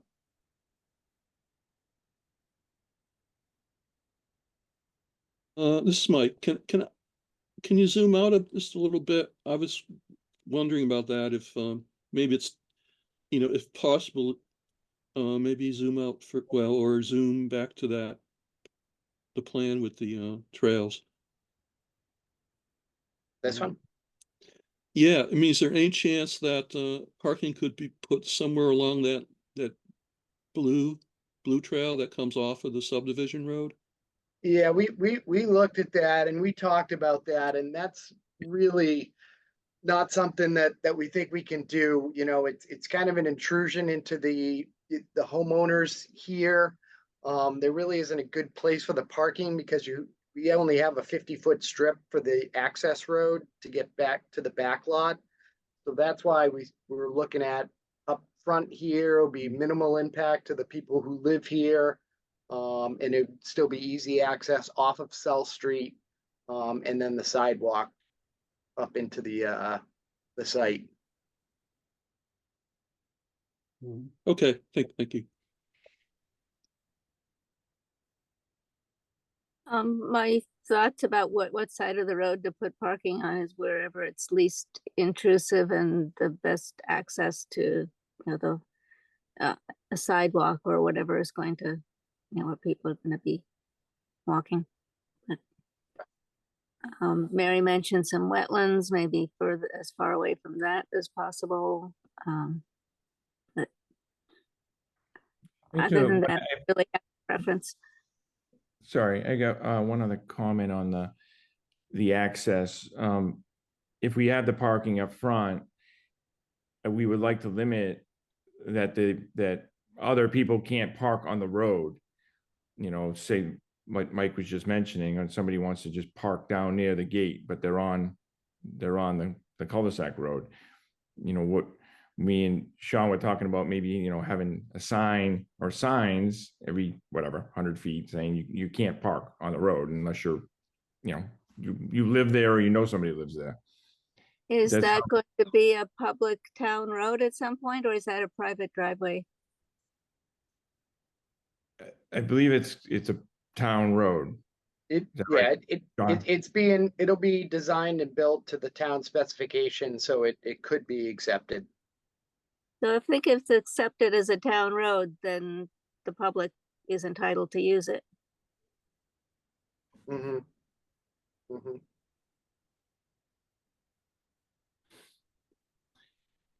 Well, you guys know where we're going with this. So why would somebody park down there if they can park right in front of the gate? Well, that's Yeah, a question. I don't know, unless it's a private road, I can't see denying the public the opportunity to do that. Well, and we'll have to talk to the police department and the fire department about that, because we are doing a reduced width of the roadway.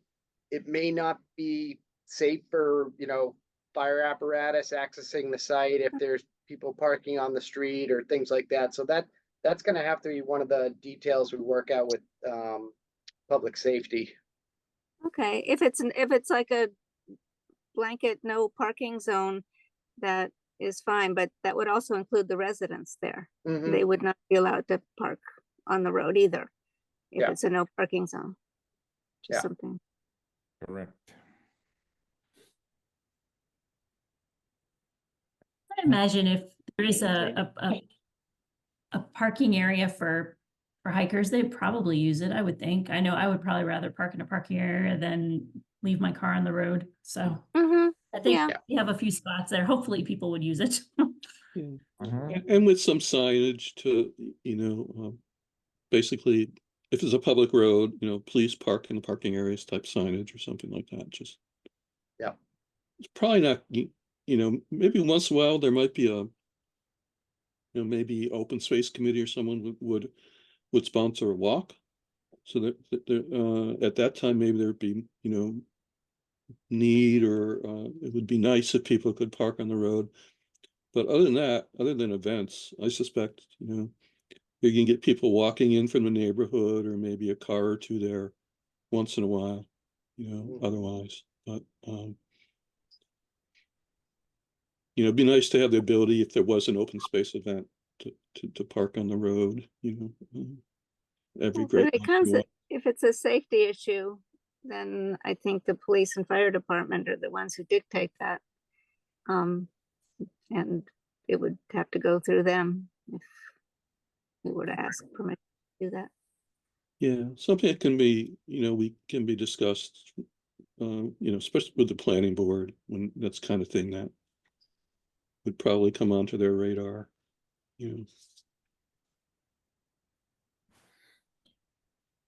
Okay. We have other questions or comments at this point? Yeah, let's wind it up. We're gonna talk about this project again later anyways. But thank you, the We trail, appreciate it's awesome that the trails are gonna be included in this. We're really pleased about that. You're welcome. I And thank you appreciate for your your time tonight. The late you. one. All right. We appreciate it, Sean and Rick. Have a Thank good you. Have a night. good night. Thank you. Thank you all. Good We'll be night. in touch. Okay, Bye-bye. okay, thank you.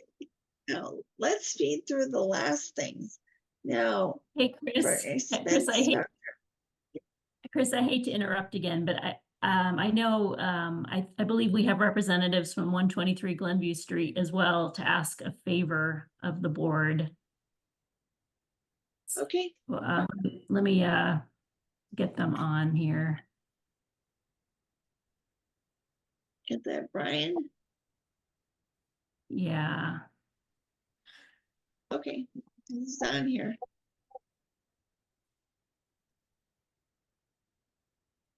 Brian and Fraser. Hi, Hi yes, there, we can see you. thank you for taking the time. I know it's really late. We're the property owners for 123 Glenview, and Brian Waterman is with us. Brian, I'm evening. start.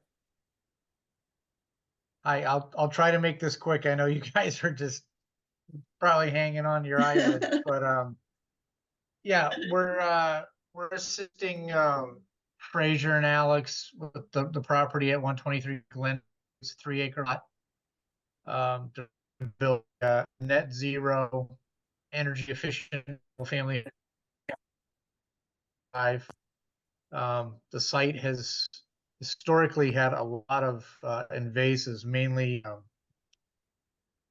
Oriental bittersweet. Some of these are, 2-inch diameter that have killed a lot of the trees, but they had started doing under direction of another landscape architect before we got involved, and under direction of one of our landscape architects, some of the selective cutting of the dead trees and the invasive bittersweet.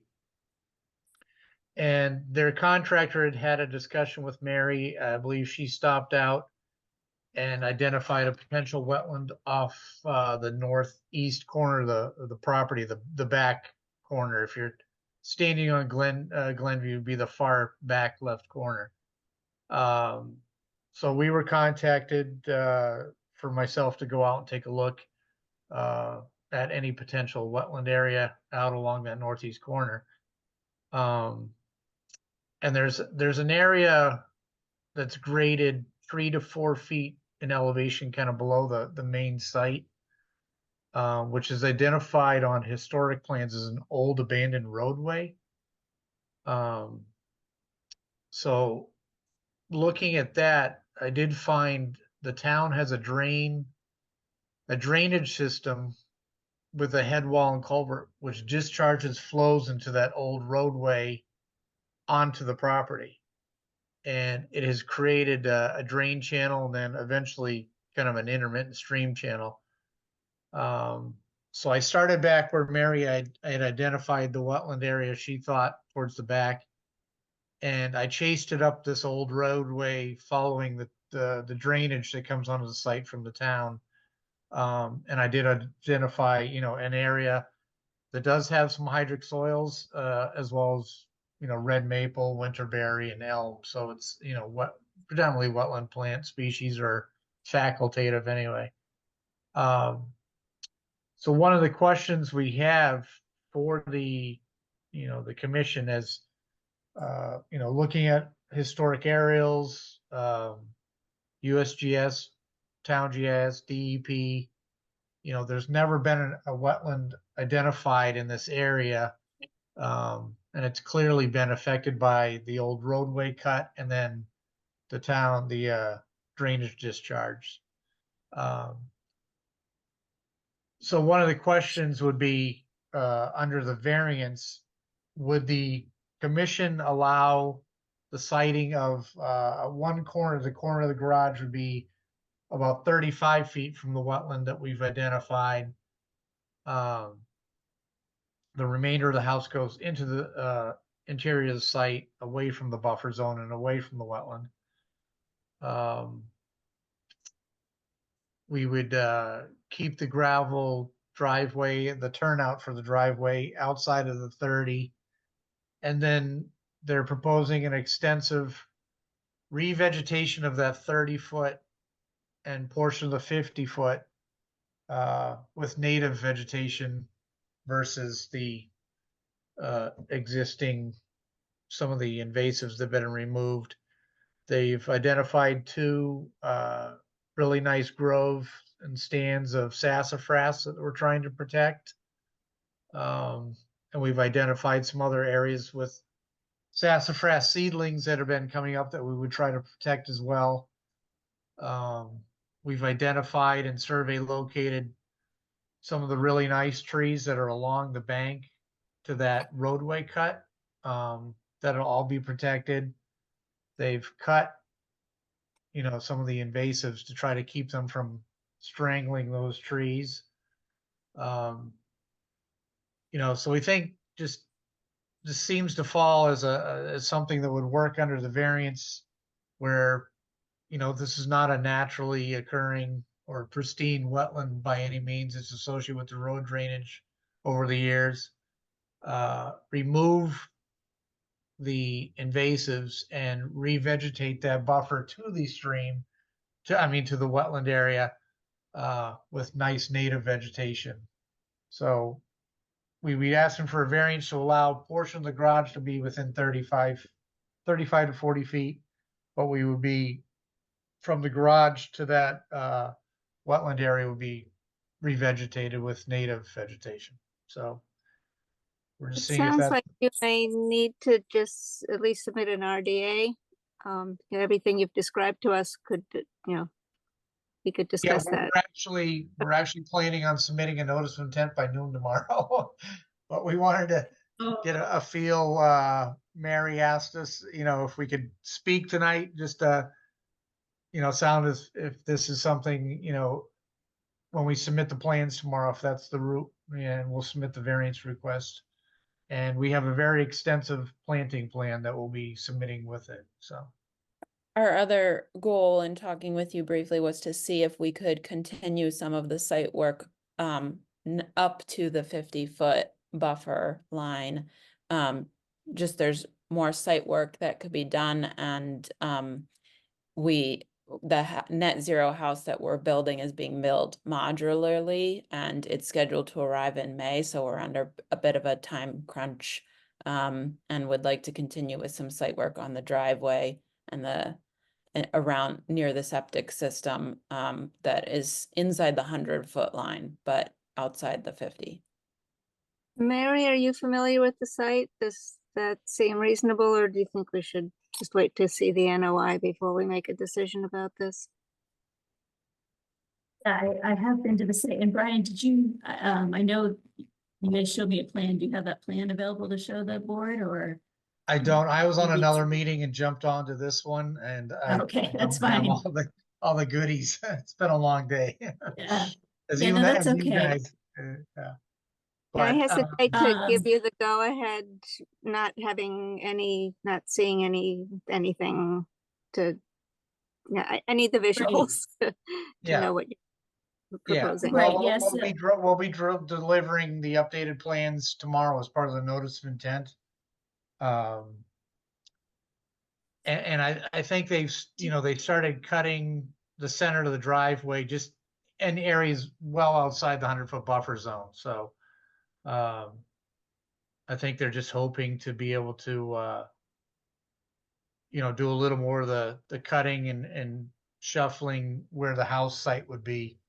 So maybe that's something when we get the plans to Mary tomorrow that we could have that discussion. So they could at least keep moving forward until we Yeah, have the I hearing. can screen I'd make share. I'd make a motion to allow our administrator Mary to review the plans and allow and have the option of allowing some site work between 150 feet from the wetland line. So I'd be happy to meet Mary out at the site, and I'm sure, when Fraser and Alex are available, we could, meet out there and just discuss what we are trying to do and safeguards for that area. Okay, let's do a voice vote from the commission. Chris, aye. Alan, aye.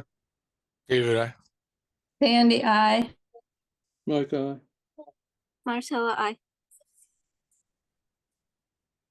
Okay, that's a unanimous vote of the commission, and Mary will work with you to figure out what the next step would be. Thank you very much. Excellent. Thank you. Thank you very much. Thank I hope Thank you can you. get out of I hope you can get out of there soon. We're trying. All right. We're gonna Good night, cancel everybody. Good night. Thank you. Thank you. Good night. Thank you. Bye. Now, to make this quick, for the expense Quick vouchers. would be motion to adjourn. If is that possible? not Or, No. okay. Is there Grace, anything is there that any needs to bill- be dealt with tonight? I think we need to pay the Anything that we bills. have to pay. Yes. I move that we don't pay the mention it. bills. I don't care what they are. You can put anything you want in there. You can pay yourselves. That's fine. Let's just vote I to pay. vote we pay the bills. Second. That's- And Grace, you use the stamp to sign my name. That's fine. All in favor? Anything else? Do we want to quickly do a motion for the minutes as well? So moved. Yes. Okay, Second. how about a second? Okay, Chris, aye. Alan and I. David, I. Sandy, Mike, I. aye. Mike, aye. Marcella, I. Unanimous vote of the commission. Okay, anything for open space or land stewardship? Nothing that can't wait. Okay, hearing none. Do we have a motion to adjourn? So moved. moved. So moved.